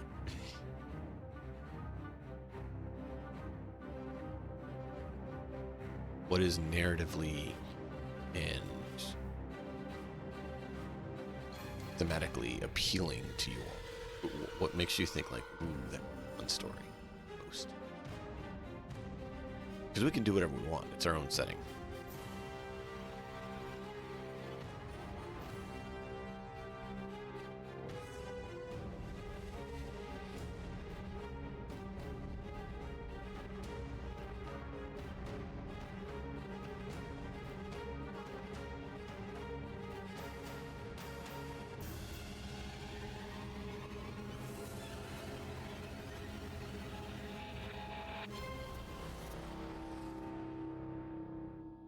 Well, it looks like it's up to you, Astrolace, because not really getting much feedback from others.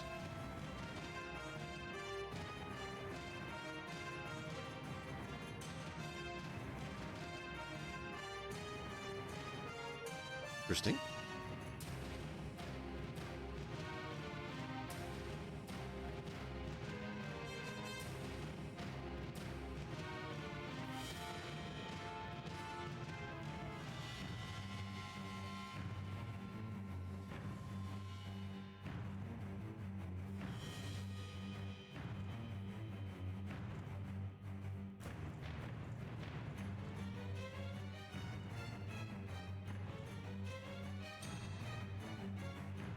Well, thing to consider is how it's transmitted.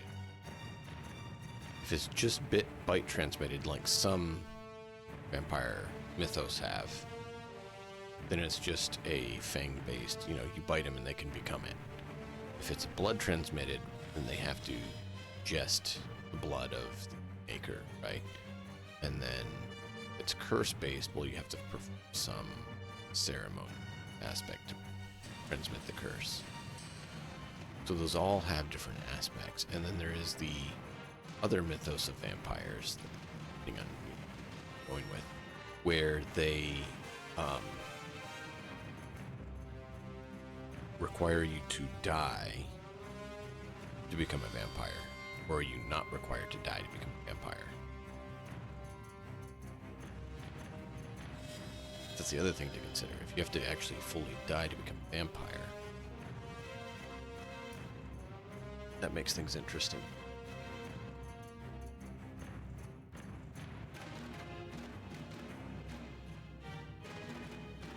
Yeah, no, it does do something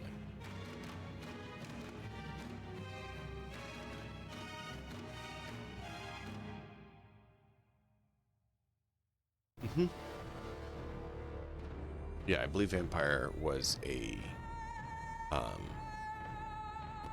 do you call it? Like you're saying. I believe it was a dedication, if I recall correctly. Most of the undead aspects were dedication, ghost being one of them as well.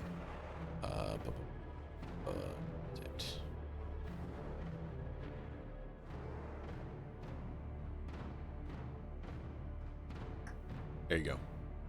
So it actually doesn't change your heritage or anything in the current PF2E stuff.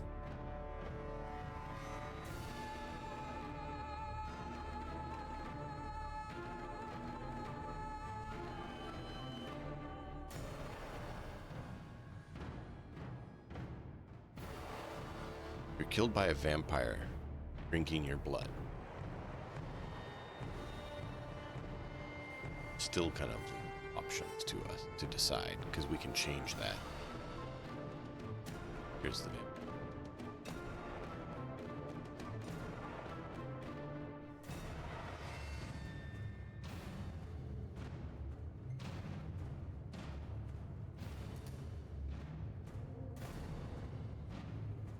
We got some cool options, that's for sure. Daywalker? Really?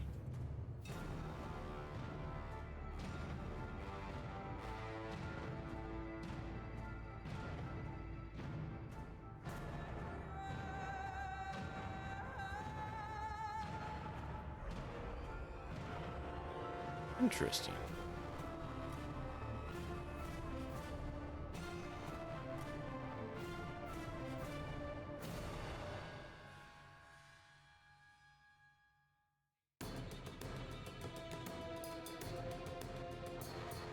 He had a level 14 feet, essentially. Wow.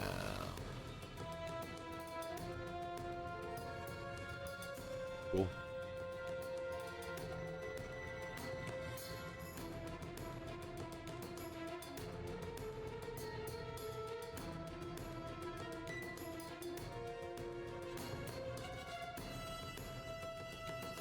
Okay, I think that would work. Let's do that. But if you get it early enough, a medicine check can help you. Get it beyond that, require supernatural intervention.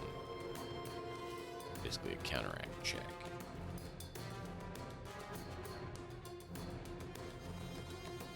That makes sense.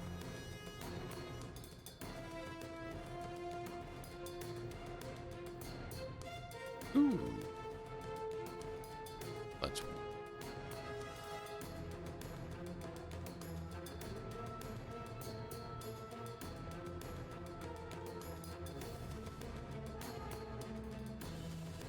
Counteract check. Ooh. Not a good roll.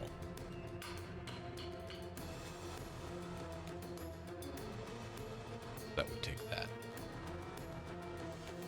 Gonna expend something. That's right.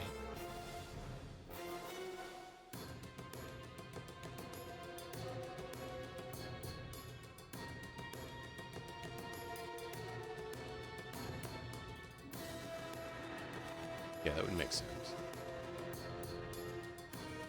But what if they're not killed? Do they have to be killed before vampirism can raise them? Or is it a timed thing?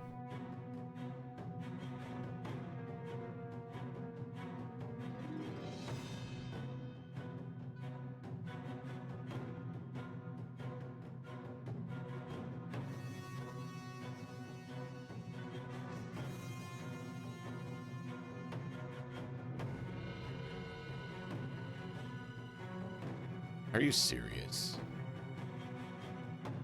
He's stinking. All right.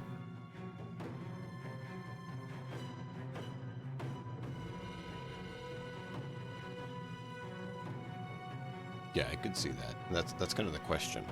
Since we're developing the setting, we can kind of decide. I don't think we currently have Cleanse Affliction. What level is Cleanse Affliction? Do you know offhand or not? Yeah, we don't.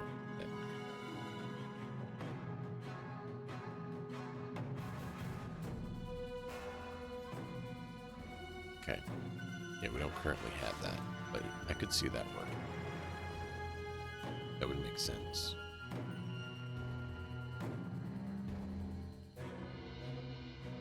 Or could there be different versions of vampires too? Because it could be that the world has a few different variations of vampires that may not get along either. It's like you have a Vampire Masquerade where there's different clans. What if the different clans actually are different forms of vampirism? Where you have like the Elder Scrolls vampirism where you can bite them and turn them. You can make them drink your blood and it turns them into a curse and it turns them into basically 3 different clans of vampires. You have 2 core around 5 vampire types in Galarian. Okay. What are those, if you don't mind me asking? You seem to know Galarian better than I do, and I don't mind put in feedback. I really do appreciate it, by the way. Thank you, thank you.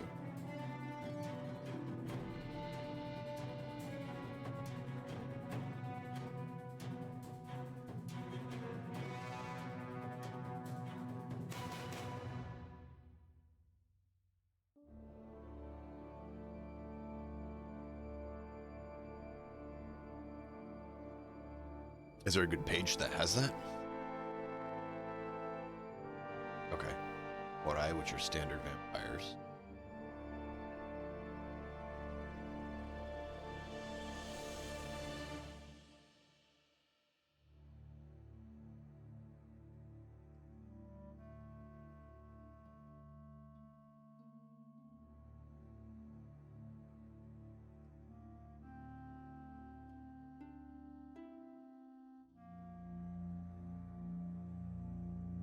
I didn't want to add the term. I just wanted to let that one message go. Silly thing.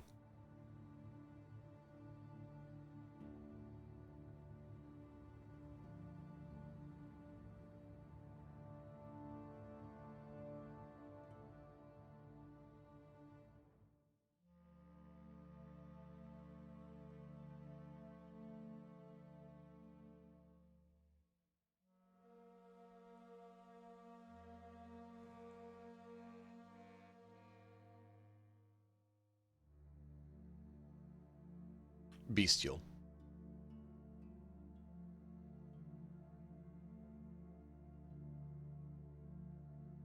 Because it could be construed as not polite to call someone that.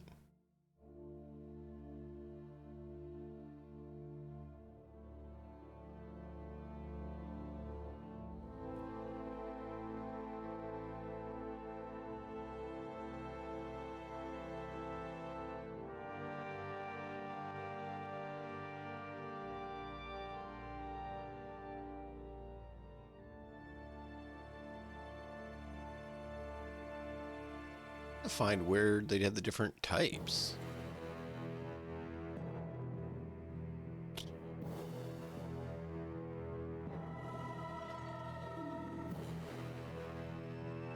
Here we go. This one only shows 4. And you said there was 5? There are 4 distinct primary types of vampires. I was able to find one.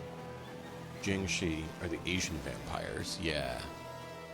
Are created when a creature is buried without proper ritual. It has an unfulfilled grudge or wish. Ooh. So that's kind of the curse vampire. Mori, the most common vampire, which most people think of as default vampire when the vampires are mentioned, they are created by other Mori, serving as slaves until released upon death of the master. Interesting. Nosferatu. Our ancient vampires can no longer reproduce and are on the slide of extinction, become obscure and dangerous rituals can create. Some obscure and dangerous rituals can create them. Okay. Ventala. Evil children buried with improper and unholy land, sometimes raised as Ventala. I think we want to change that because we don't need to have 2 buried curse types. All right, sorry about my delay, but I am back, sir. We're talking about vampire types and vampire things. Trying to make some decisions. Okay. I don't see the Strigori listed here on the page I was able to find about it, Eòlas. So I'm curious where you find the Strigori. We're trying to make some decisions about the setting, right, Matt? What's that? We're trying to make some decisions about the setting, Yeah.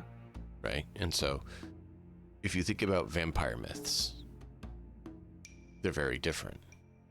And depending on the type of vampire myth you go with, it depends on a lot on the aspects of it. And so that's why I was talking with him about it. So they're very differing. So it kind of went over the different types.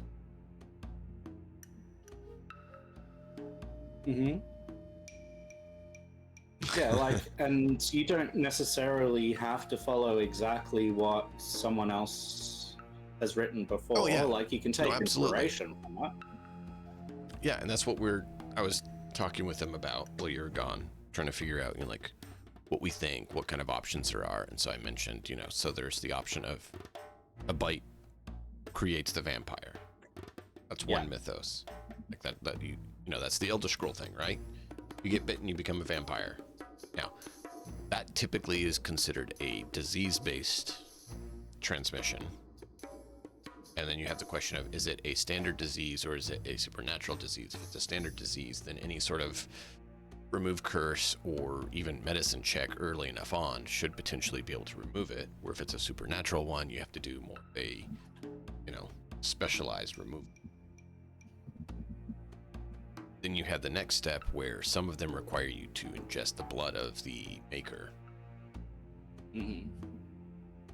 Then you have the next step, which requires you to die before you can become an actual vampire. And then you have the other aspect where instead of being those other forms, or sometimes tied with those forms, it's an actual curse, either by, Daedra Prince or some other world being or something, right? So just talking with him about, these are all the different options, which do we like, which don't we like, what does everyone feel like? And so, Astralis is the main one who's been commenting, as you see there in chat. I And do. so then he mentioned that Astralis there was is 5 amazing. types Has been of like vampires. Oh yeah, huge in absolutely. chat. I'm loving it. I am so thankful he's here and dialoguing on it. It's very helpful. And so he mentioned 5 types that were in Galarian, because he's been running a game in Galarian, and he actually has dealt with that directly, he said. So that's awesome. Because, the more direct information and experience you have, it can be more helpful. Yeah, and you've heard from me, I know nothing basically about Galarian. I've not run in Galarian. This is my first thing in Galarian, and I told everyone from the word go of Kingmaker, I will not know about Galarian. You can ask me questions and I'll look it up, but expect that I'll look it up. Oh, okay. He's just been playing, not run. That's fine. Hands-on Still, experience with it. It's still hands-on experience, yeah, which I don't have. Hands-on experience in Galarian, which we're technically not in Galarian, but it's helpful to know what exists to build off of and have experience with. Yep. So I mentioned one of the characters he's playing with is actually a Damphir. Yeah. Alls that I really figured is that in this forest, we had already determined that there would be vampires of some description. I created a lore that they have rules that, if you're gonna create spawn, it has to be passed through elders, it has to be verified, and typically only they might be the ones that are doing that. And this guy took it on himself to go and disobey whatever rules there were, and so they let him die and they finished him. Right. I figured I have some thoughts on that. Yeah. So, I looked up, was finally able to find a page that talked about Pathfinder and the types vampires. It's a Pathfinder wiki. I still don't see the Draveka or whatever he said. He wasn't sure if it was the name of it, but I only see the 4, not the 5 types.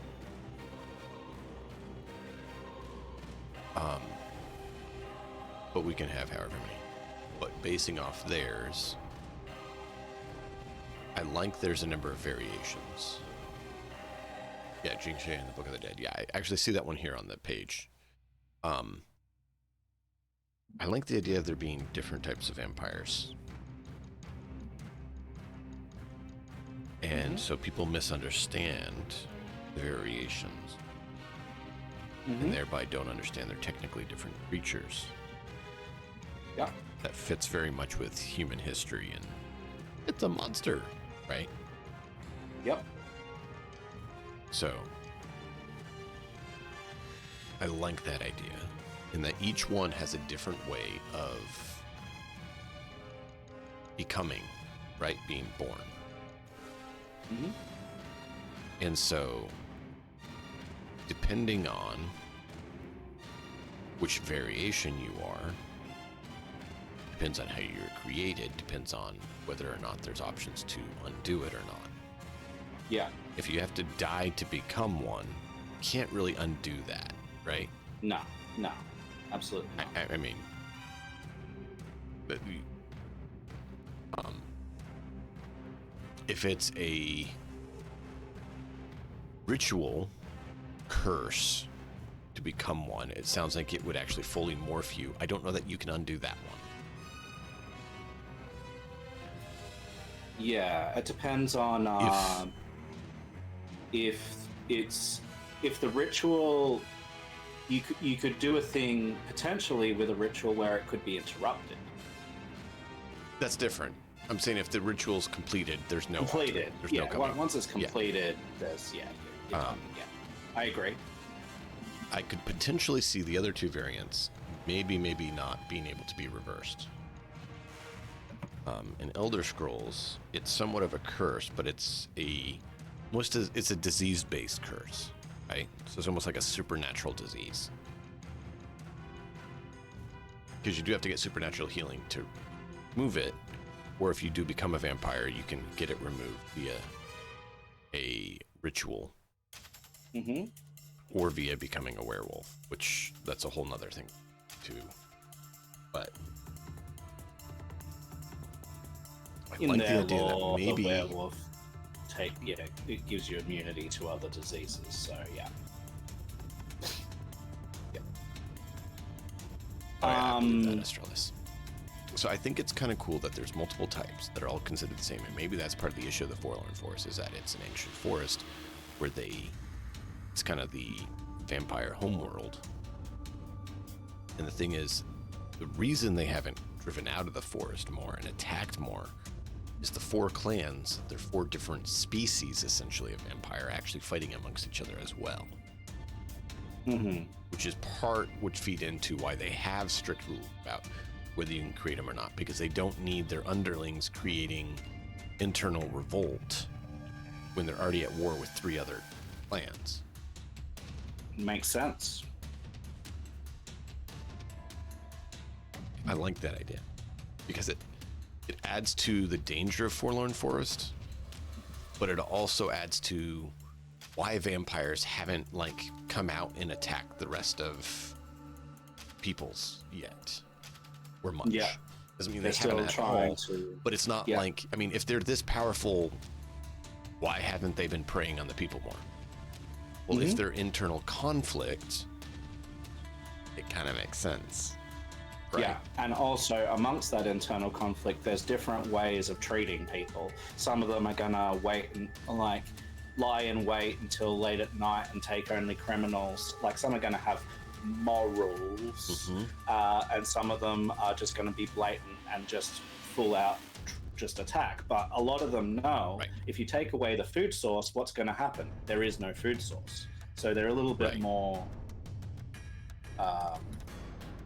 conniving. They're all considerate of planned. that fact. Yeah. Yeah. So they have 4 types listed on the wiki page. I don't know the 5th one he was talking about. Yeah. Sounds like the one he was talking about, the Stravika or Stragori, sound more like the Nosferatu that are listed on the Vampire Wiki page of Pathfinder Wiki. Yeah. There they show 4 variants. So they have the Jengshi, the Morei, the Nosferatu, and the Ventela. Okay. I don't like that the Ventela and the Jengshi are very close to the same. Okay. I like the idea of having 4 variations. We can change the names, but we can hold them for now. But I like the idea that there's variations and there's aspects like that. So I like the idea that there's a variant where you have to die and you come back as it. I like the variant where it's a ritual and you become it. And then the blood and viral transmission kind of would make sense that those exist. And so it would make sense that the viral one is the easiest to undo or prevent. If you're not changed, you can do a check, it undoes it. That's kind of like the Mori, it looks like. Okay. And that also works with where they have, they're created by them and they serve as slaves or servants until released by the master's death. Released by the master or the master's death, right? Which would make sense for this one based on how he reacted, where he was basically penalized for not following the master. This other guy who showed up may have been either his master or may have been his master's executioner, right? Mhm. And so he's following his master's orders to take out his colleague, sort of thing. Yeah. That fits well. So I think that means that they also feed on different things. Exactly. They feed on different things. They don't all necessarily feed on blood. They might feed on misery, kind of more like hags. They might feed on spirit. So instead of actually drinking blood, they drain the spirit. Yep. Or something, right? So I like the idea that aspect, because people see them as the same because they look like they have blood on them when they consume, because they would, but they're ingesting different things. I think that's kind of cool. So I like that. We can flesh it out more. But the important thing is, for this, it sounds like he's most likely the bite viral variant. Sure. Which would mean that... I think, I think there's also a story point here for how he came about with his decisions, right? Like, so I think it makes sense that vampires, they have compulsions, right? We were talking about compulsions.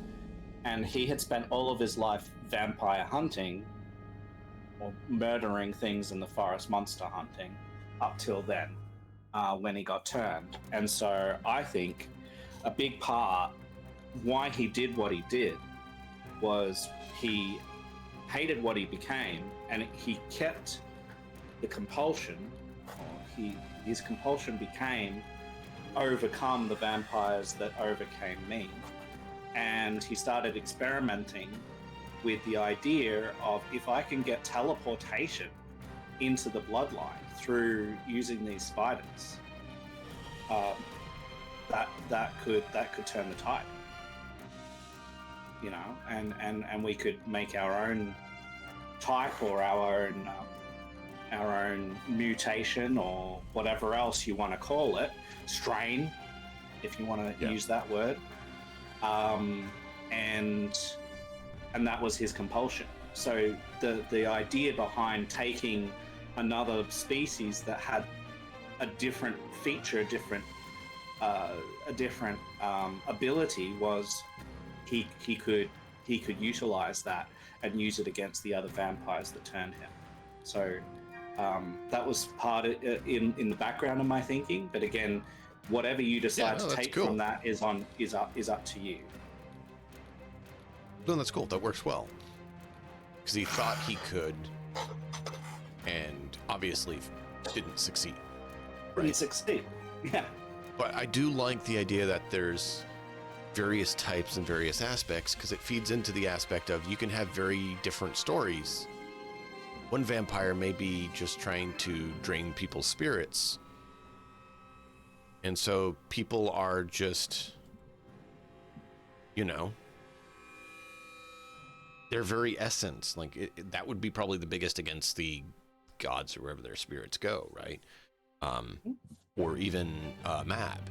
They care about the spirit of the people and stuff. So as that wanes, the people become basically soulless. They don't stop living, but they become soulless automatons, basically almost like flesh golems. That's very different than the ones who want to feast on their life's blood, which is very different than the ones that feed on their misery. Yeah. And so that's really being cool. very different allows us to tell very differing stories based on which vampire it is we're talking about. Yeah, and which if also this feeds is viral, into, it makes sense that it could be mutated, right? It makes sense that a viral thing could you could add strains, you could filter, you could add, add blood. Yeah, so that even plays in more. I hadn't even considered that aspect of it. It was more just like, this would be a cool story to reveal. So that, I think that you've come upon something accidentally and through research that makes your vampires really, really cool. Very Which flavoursome. is what we want for a good setting, Flavoursome. right? Blood. What you want? That's what you want. Yeah, so great. Awesome. Sounds good. So based on the rolls, I think we saved 2 of them. And then 1 was already dead, and then 1 was not quite able to be saved. It's too far gone. That's fair. That's pretty So good. we'd be able to take 2 of them back. 50-50. Not great, not terrible. Right? And at least we're doing something, and we can potentially not have the spiders do bad things back to us. We'll see. Yeah. So, given that you've come up with that, and given that there's a little bit of time left, but it's essentially still limited time, how do we want to go about the last bit? Do we want there to be roles in relation to how they respond to us, or are we just going to say, hey, we delivered back there, young, done, and get back to whatever's happening in the town? Like, where do you want the story spotlight to be so that we can finish up and tie this up narratively, with a nice what do you bow? feel is best? I feel We spent a good bit myself. My opinion is Yeah. doing that off screen with the spiders is probably best, because it means you can fill in the blanks. Hey, Like later. welcome in, Big Boss. Hey, welcome. Matt, you're Australian. You know the spiders will always do bad things to you. yeah, absolutely. Welcome in, everyone. We're working on a home setting called Eòlas, and it is there. And we're using the Pathfinder 2 rules right now. We're just discussing the variations of vampires. And so we've decided there is 4 variants of vampires that all are very different. Very weird looking at myself, Big Boss. But yeah, that's what we were working on. We were working on wrapping up our story for this year and all this stuff. We've been at this for, what is it now, man? 16 sessions? This is session 16. Yeah. Yep. It's been going Pretty good, Big awesome. Boss. It's good. And we've tied up It is 2 awesome. stories. Now, both of these stories potentially have ongoingness about them, but for now, Both do like have they're sort of tied up. And so in the new year, we'll discuss whether we want to come back to Eòlas immediately or wait for a bit and come back a little bit later. We'll figure that out. But Yeah. it's been a romp, that's for sure, to explore this world together, to flesh out the characters that have been involved, to see them grow and to see how they respond to situations and each other. Yep. So We also did very different on the first set of characters we did in the second set of characters. The first set of characters, we focused on building characters for narrative. yes, And they had a really hard time if we followed any sort of the Pathfinder 2 suggested difficulty branch. sure did. And that was a good story. It was. It was very, very brutal, though, if we got anywhere close to following Pathfinder suggestions. Yes. This time, we took a different route. We said, okay, let's go with what Pathfinder intends and try to look at that, which is you build a group, not a character. It's a very different concept. Very different concept. So instead of building a character, we built a group that were all built to work together cohesively and almost basically power game a little bit. We didn't go hardcore power gamer, but we focused on synergies and working well together and making sure they had things covered and could try to deal with things, which is a lot more in line of what it seems like Pathfinder is wanting you to do. And then we followed closer to what Pathfinder difficulty curve said it should be, And boy, we saw just how much, if we had not built our characters as a cohesive group to face this, how much they would have just died. Yeah, just many times over multiple ways. Yes, but we managed to get through it because of the, we made the characters to synergies to deal with that, and we did still struggle. They still struggled. Oh yeah. But like we got through it, and it felt like we were much more capable than the other characters, which makes sense in the narrative, but also does confirm the gut feeling, the assumptions that we have created over this time. We've come to these ideas that Pathfinder 2 really does not require, but it does very much prefer and assume. So assume is the good word, right? It assumes that you're making a group of characters that are working together, and if you don't, you can still do it. However, the difficulty goes up quite a lot when you don't do the thing. Their assumption is that you're building a tactical, cohesive unit. Yes. Or squad. Not just playing tactically. Right. Not just playing tactically, but building the them unit itself ahead of time. Designed that way, yes. So this is something that does probably need to be communicated a little bit more, and which I am actually going to be making a video about. It's on my list of videos to be making, because in the communities that are out there, the words that are being used by people and the words that are in the Pathfinder books don't really adequately message this to someone who's new. This requires people to learn this, and I don't think that that's fair. I think that it's much safer for people to know this from word go.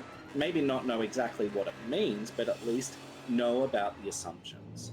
And at least make sure they know it's a more stringent built tactical simulator than just a more casual role-playing game.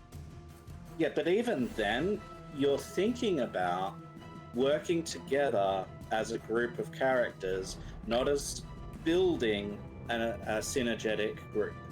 Even then, like if you say tactical role-playing game, you think, oh, we just have to work together. Yeah, well, that's why I specified a tactical simulator.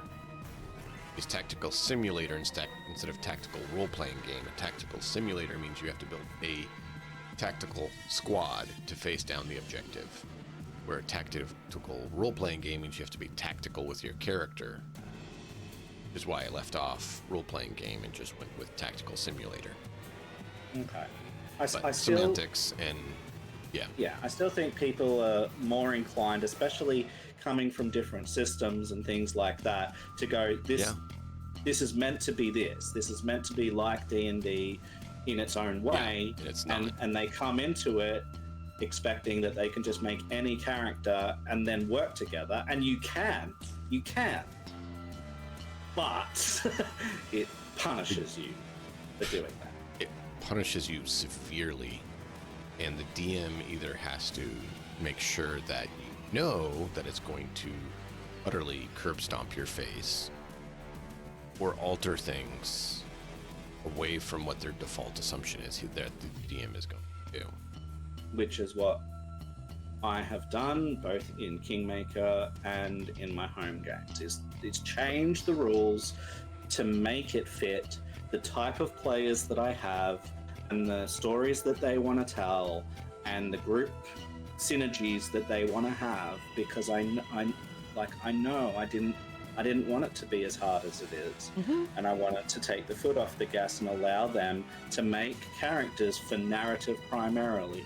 That's something that's in my heart. Not everyone likes that, but it's something that's in my heart, and so I think going forward, I will be changing that up again. I will still have some mechanical pullback, but at the same time, I'll be presenting to my characters, and my players, hey, there's an expectation here to at least somewhat think about at session 0 how your characters can work together and what synergies you can make together, as well as having interesting characters with backstories and opinions.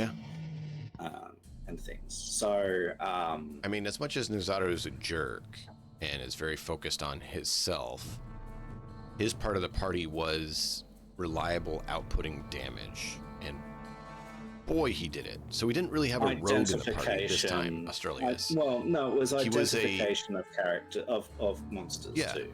Was calling identification it out, of monsters and exploiting their spots. So it's kind of like filled the pressure point striking of the rogue without having to roll the sneak attack. He reliably had additional damage on his weapon because of that. So it was a similar aspect to then having a rogue in the party. But there is ways around, I just was addressing what he said, there is ways around having the quintessential fighter, cleric, wizard, rogue. But you need to kind of fill those roles with someone who can similarly fill those roles. You need a tank, a striker, a healer, a manipulator. Right, and I would disagree with the word need. I think it's highly recommended and it is assumed, but I don't think it's needed. I think when you don't, if you're expecting the game to not be hard, that's probably a mistake. And you also have to communicate, well, you don't have to, but it's very wise to communicate with your group and say, well, I am not making a character that fits one of these. Therefore, we're going to have to step it up and change the way in which we do our battles because of these weaknesses, and make sure everyone's on the same page to change it up like that, so that it doesn't become a slog. Because as we've seen, the game can become a slog to a party that isn't. Who's not? Yep. That's our experience in Kingmaker with 4 characters is that exact thing you said. And we even saw that in Eòlas with our previous 4 characters. That if you're not ready and everything, it really can become a slog and can quickly become curb stomp fest, where you just feel like you're absolutely incapable of making progress, which isn't completely true, but it feels that way. Yeah, we had other issues because my understanding wasn't as strong as it is now. And so in me shoring it up through my understandings and getting everyone gear and things like that, it totally changed things. It did balance things out a bit more, you're right, the Kingmaker stuff, and you've done well at that. But so it is a lot of things add to this complexity, add to this what word did I say? Expectation of the system. Like, it does expect that you are giving out items when they become available. Like the plot, you're striking runes, you're all of these things, your armor runes. It expects that they're delivered at the level that they become available without question. Like, and the thing is, Kingmaker didn't have that happen. It didn't, no. So you hadn't, and that really caused a bit of a funk to happen, like you said. Right, and when we did, we said, all right, let's see what's going to happen when we do all this. Let's try it and see we what did happens. it. Yeah. And we did see a noticeable difference. We didn't automatically delete things, but we did see a difference. We saw that we were still struggling, but we didn't feel as crippled We felt like we at least had a chance instead of not having a chance. That's the big thing. Do you feel like you have a chance, or do you feel like you're hopeless almost, right? Mm-hmm. And it is a D20 game, and something that we need to state is that the swinginess is definitely there. And there are ways, chat, there are ways that swinginess can be catered for, but it does require for the system to be modified a little bit if you want to get rid of it, or at least smooth it out, right? For example, things like making it into a 2d20 system smooths it out a whole lot, but again, it makes everything feel very different if you're going to do that. But if you want a much more reliable and less swingy system that's more of a flat curve rather than a spike, you probably want to try want one to of add. those at some point. You probably want to add a d20. Yeah. I'm curious about how it goes. I mean, I've seen Jarl's game with the 2d20. Curious to actually play in one. Actually try it out, or run one and try it out.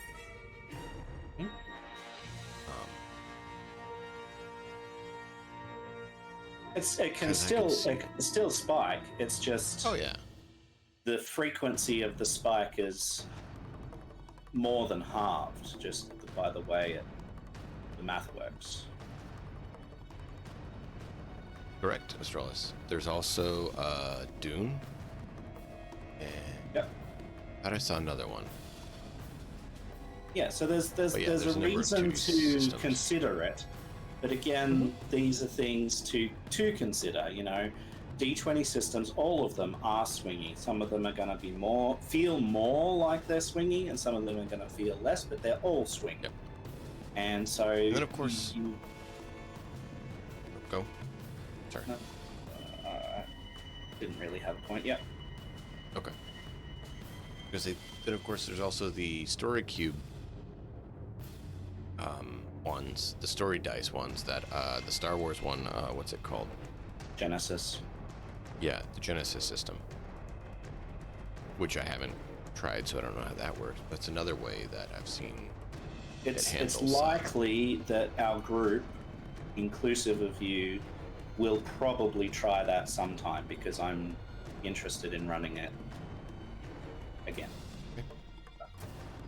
At some point, well, if you want to do that and get it set up, we could do that instead of Eòlas for a little bit if we want to mull some stuff over on Eòlas.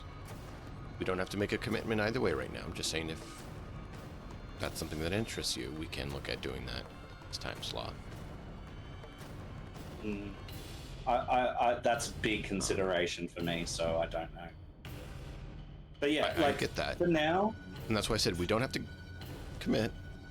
Just consideration. The other consideration is Chapter 3 of Cyberpunk has 10, 15, I don't know, sessions left. Mm-hmm. So at some point that's going to take a break too. We could put it in that slot if we wanted as well. I'm laying out choices. I'm not asking for a commitment or anything from you on any of it. I'm just saying. So these are some time slots that are currently used that will be coming up at some point where something else could be filled in their slot, is what I was saying. Yeah, no, that sounds fair.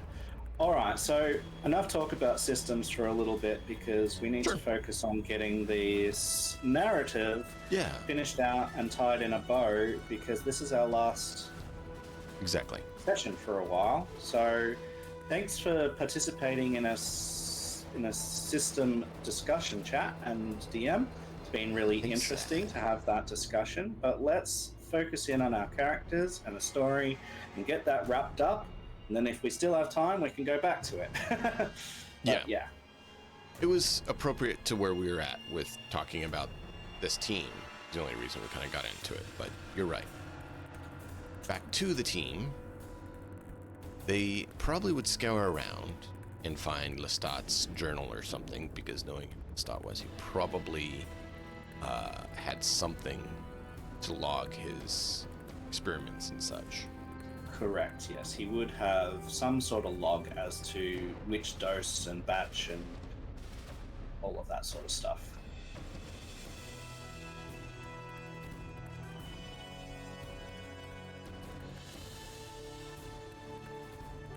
I think that probably we would discover that he's created a little home for himself down in this well. It's no longer a well, it's dried up, and it's created like there's an underground section there that he's buried at, like he's dug out. His coffin will be there, hidden cunningly, things like that.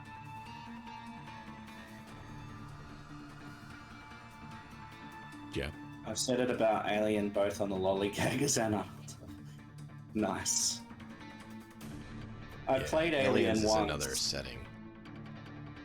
It's a doozy. Alien's an interesting one. I played it once. Starship Trooper and Aliens both. Yeah. But yeah, so yeah, we can locate that, find that, empty that out. There's some nice gear probably that he's been storing up to outfit his potential bloodline with that we can take back to town. Some spoils. But yes, we discover that he's been iterating upon his designs and trying different things, trying different creatures with different powers. These spiders were the latest in the line of however many he had experimented on, with the intention of, well, teleportation sounds fantastic into the ethereal plane, even better, let's go. Yeah, I mean, if you think about that from a vampire ambush perspective, how scary would that be? Terrifying. Especially if they could pull you with them. They could literally be sitting there watching, you walk by, then like whoosh, grab, boom. Right? Yep. Nom nom in the ethereal plane. That is not cool. Not cool. I mean, it's cool to them, like really cool, but to everyone else, I'm saying to everyone else, it's not. So I think that probably could be why, instead of any other disciplinary action was execution, is because they understood what he was trying to do and the threat that posed to their power. They don't want anything that's uncontrolled. And if they don't have the ability to go into the ethereal, then that makes a servant that is not controllable. That kind of breaches the conduct and the structure they want. Because if you're immortal, powerful being like that, you kind of want the control. I mean, that kind of... You know, you see vampires in stories, that's what they want, right? They want the control and the power. And so anything that removes that control, like the ethereal plane, is a bit of a massive threat, because you can't control that, you can't monitor it, you can't deal with that. Yep. And so that is a very big problem. Yep. Problem they don't have anymore because we dealt with it. And that's, they probably leveraged the situation. They just probably waited back there and went, oh, well, let's see what happens. And then went, well, time to make sure. Oh, yeah. Let's make it look like we're handling. Yeah. I mean, that's very much a vampire thing to say. It doesn't matter what vampire setting you're talking about. That is completely a vampire thing to do. So yeah. Having discovered those journals and that gear, are you okay with the returning of the spiders to be off camera? Yeah, that's fine. I think what happens is we return them. That, how it's returned and what's done there, I think is something we'll leave as myth and legend, as it were, until visited. Good. Yeah. But I think it sounds good to leave that as they were returned and there was an amicable parting afterwards, because they would be thankful that they got 2 of their children back and that these people showed they cared and helped.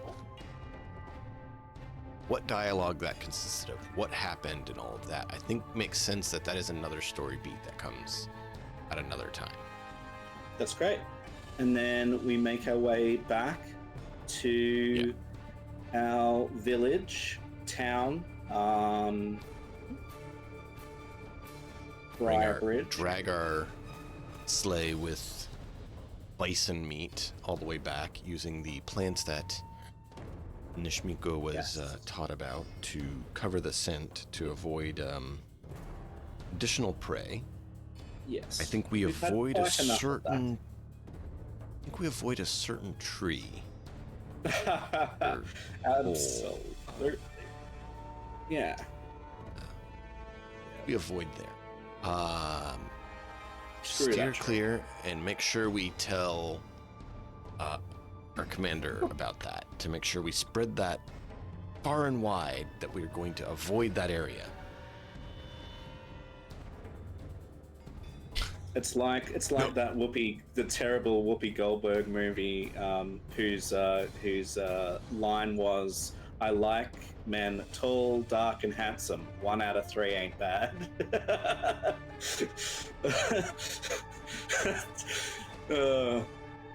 A long line of terrible Whoopi Goldberg movies.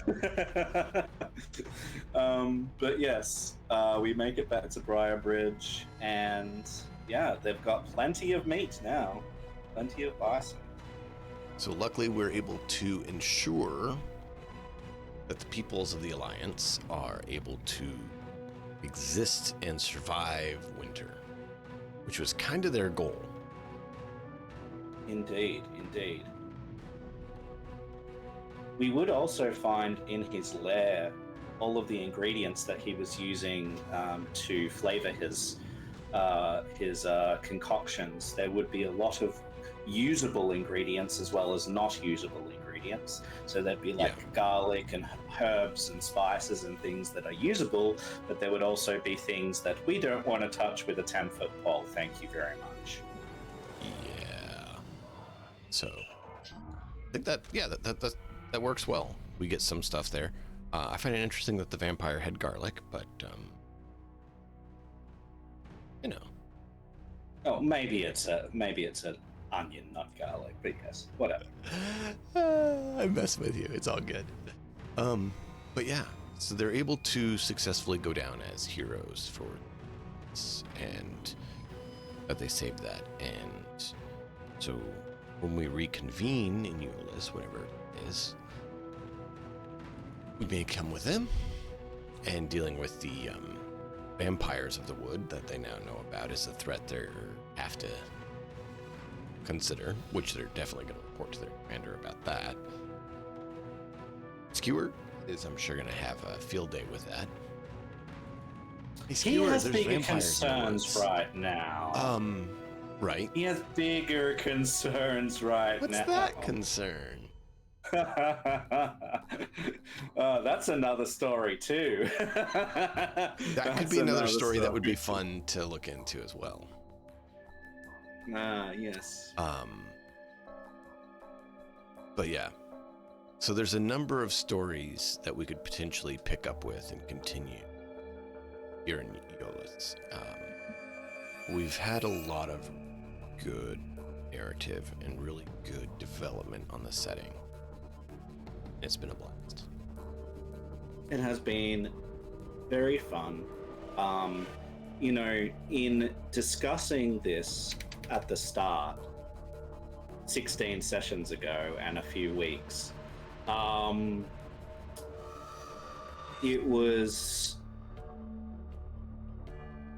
an honor to be approached about it, but at the same time I was terrified, because how do you play 2 characters, differentiate them, and GM and make all of the things and also cater to everything? And it was like, I'm not sure this is going to be a thing, but I'm here for it. Let's give it a go. DM's my friend. We'll work this out. And we have. And it's been a blast, and it's been really interesting. And We did it. We did it. I didn't know if it'd work either. I was like, is this a terrible, terrible, awful idea, or is it going to work? So let me ask you a question. Like we're wrapping, we've got the narrative here. We know that they're doing stuff. So let me ask you a question. You've had me as a player in Cyberpunk. You've had me as a GM for Kingmaker, and I suppose a little bit this. So with Eòlas, is there anything that you've learnt about me through me playing other characters and engaging with you in a different way, and then with your world in a different way, that you've learned about me through this? I like the breadth of characters that we can create. Yeah. For example, the character you play, Zid, doesn't fit with any of the 4 characters we played in Eòlas at all. I like that the characters have been very different. They all have good stories, they have good personalities, they have good character, but they're very different. I was realizing that Nazaru and Thurbold had some similarities, but they were also very different in a lot of ways too, which was interesting because Nazaru and Thurbold, they both were a bit brash, shall we say? But Thurbold was almost egotistical and like noble and yeah. Whereas Nazaru was a quintessential monster anyone. hunter. He's just, I'm hunting monsters. Let's go hunt monsters. No, we're gonna hunt monsters.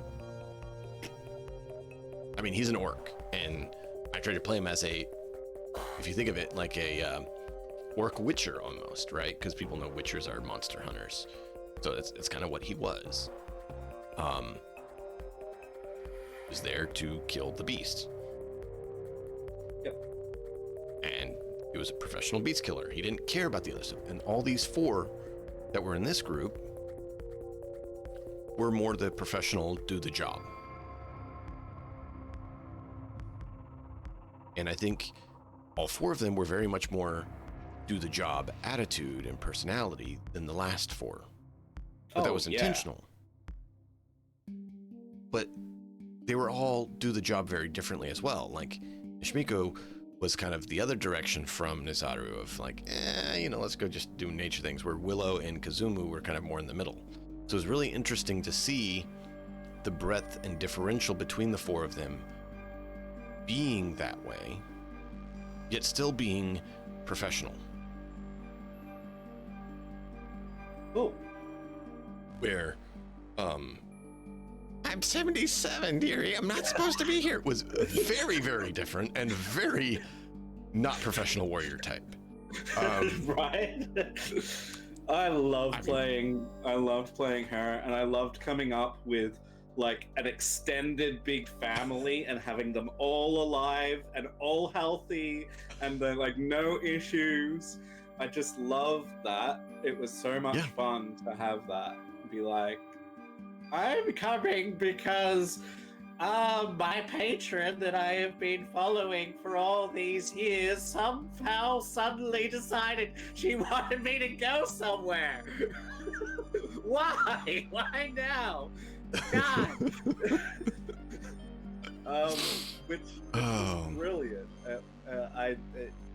It does go down in character design of very amusing and very cathartic, I think, playing Marigold.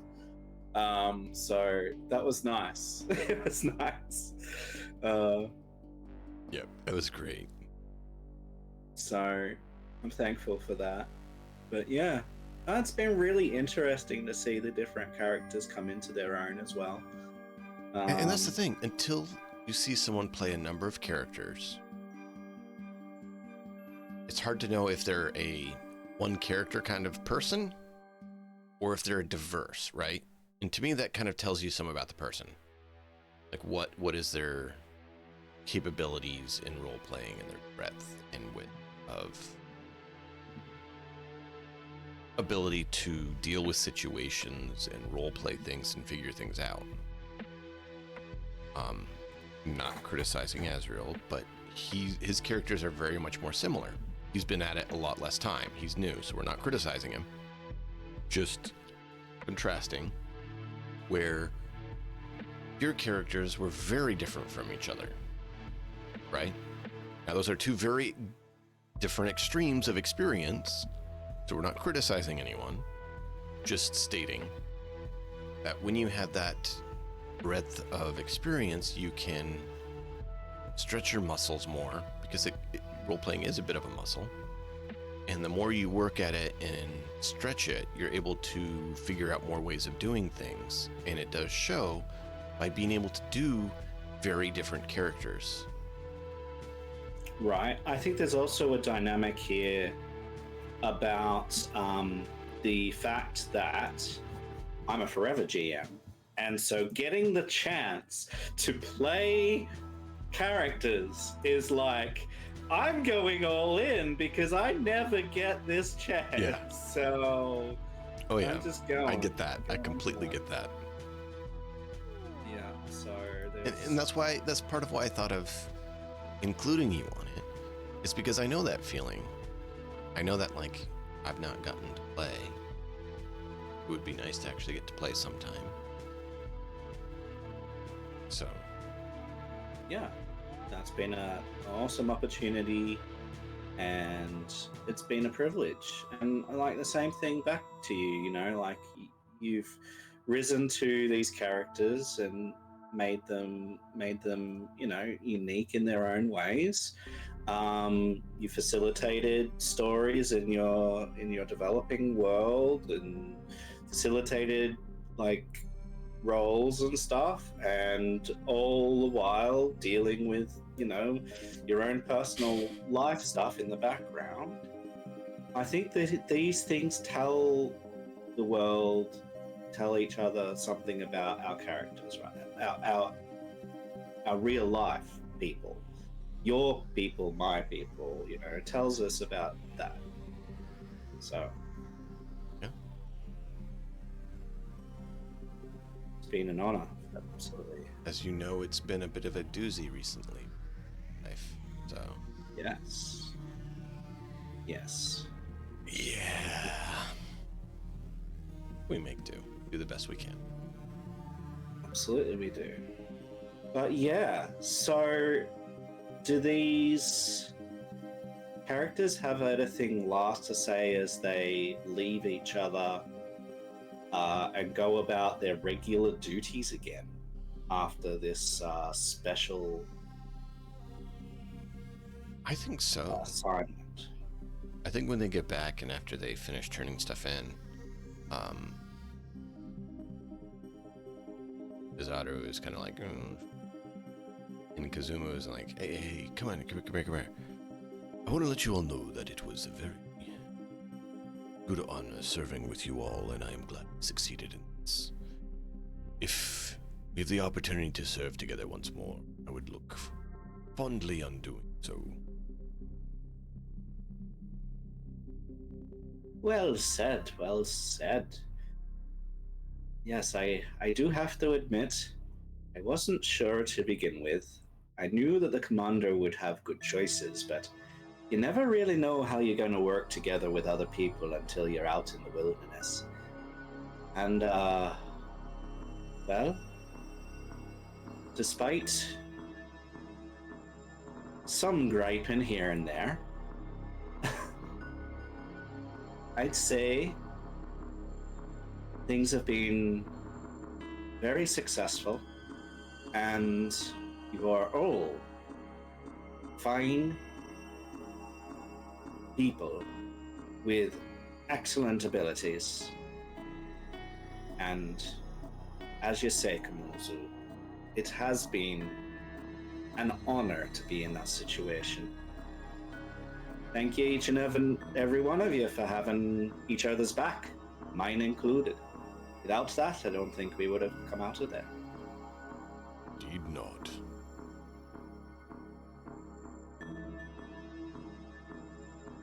I think Nishmiko is relatively quiet.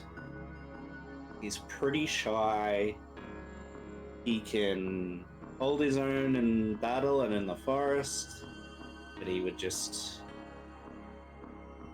look up and around and he would say, Many of you have questioned why it is that I even am part of Briarbridge. That question has come up once or twice. I too had some questions. But when your people are without food, without shelter, without their basic needs, you do what it takes to make sure that that is remedied as soon as possible. And without all of you, we would not have achieved that, and many would have perished. I would come out of the forest again any time to make sure similar situations are afforded again.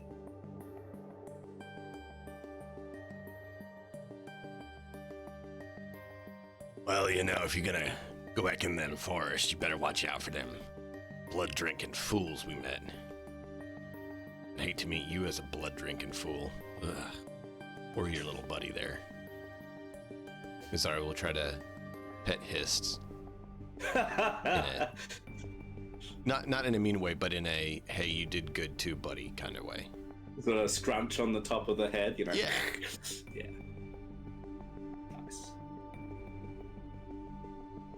I think that Hist probably would do the really puppy dog eyes, not the oh my gosh, he's cute puppy dog eyes, but do I have to puppy dog eyes? But would probably deal with it because this. And then Nuzaru will pull out a chunk of meat and hand it to him.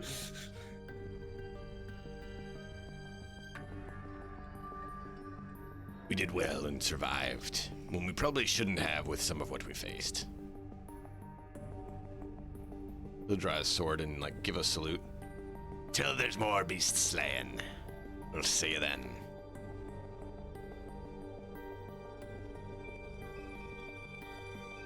And sheath it and head off to see to his achy body after they've all taken severe beatings. Hey Nazaru, I happen to know this tall orcish woman who might appreciate your talents a little more than I would if you like someone to cuddle up to tonight. Really? You want to introduce me and I'll give you my evaluation. It'll be up to her.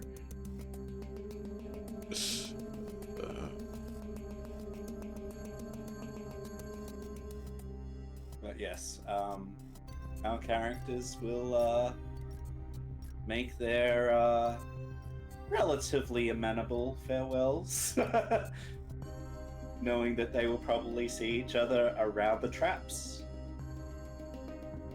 If nothing else, they'll see each other, if not on a mission together. Given the reports they give, the commander's probably yeah, I did my job right. I picked the right people. That was pretty bad. And there's more than a few very concerning things out there. Yeah. More than a few. At least they come back with one good piece of info. They may have found some potential allies in the woods. Hey, Other than that- Lynn. Good to see ya. We're really working towards wrapping up, actually, Lynn. So we're coming in towards the end of the session and towards the end of our streaming year together. But we will individually probably have a stream here or there, depending on how Christmas craziness goes. over this period and into the new year, and then we'll be back together again a little bit later in the new year for whatever it is that we decide to do. Certainly, Kingmaker will be back in February. Cyberpunk will come back, I don't know, towards the end of January or start of February, whatever everyone's free. But we will likely be doing other things leading up to that. So we won't be gone for too long individually. But yes, it's good to see you. Hope you're feeling good, and it was good to see you on stream the other night. Hopefully you can continue to do that. Lynn was playing a new, I think it's like an alpha or early access restaurant title, kind of like the Plate Up style of thing, but as a takeout restaurant, making burgers and making drinks and things like that and serving them out. It's got a different process. It's not the same thing as Plate Up. It's instead you have to get the ingredients right with a certain number of like patties and squirts of sauce and wrappings and whatever else. Just more of like a restaurant simulator than Plate Up is. Yes. Plate Up is more just a party game. Okay. Right. Cool. She was playing that and seemed to be enjoying herself, so it's good to see her back, because I know that things were hard with life, you know, and routines and getting into different stuff. So yeah, good to see her. But yeah, we're going to be finishing up here. Do you have any final words for chat? Any final words for us as we leave off for the sessions and the campaigns? It's been fun. If you or anyone watching has any thoughts or suggestions on things they think would be fun to add to the setting, let us know. This is a setting in development, and we're looking to build it out to be something good. And no one's opinions or thoughts are worthless. Everything has some bit of value that it could add to it. Even if you think of, oh, that's cool, but it won't work, we could do it the opposite or do it differently. It still can add. So the more information and dialogue and thoughts you have, the better it'll turn out. So we welcome it. Absolutely. Wonderful. Yeah. Well, been a pleasure, everyone, and especially DM, who has invited me on this grand adventure. But we are going to be heading off today. So stay tuned, everyone, as we raid into the lollygaggers, our usual folks. These guys are awesome role players and always have something really intriguing going on. So pop in, say hi to them, give them plenty of love, and we'll see you real soon. Look after yourselves. You know, take care of yourselves. If any of you are interested in playing in TTRPGs, be sure to ping us as well, because some other people in the community, ourselves or others, sometimes run games. We're always looking for people, so stay connected and let us know if you're interested. Till next time, as always, enjoy the story. Okay, so we go ending screen.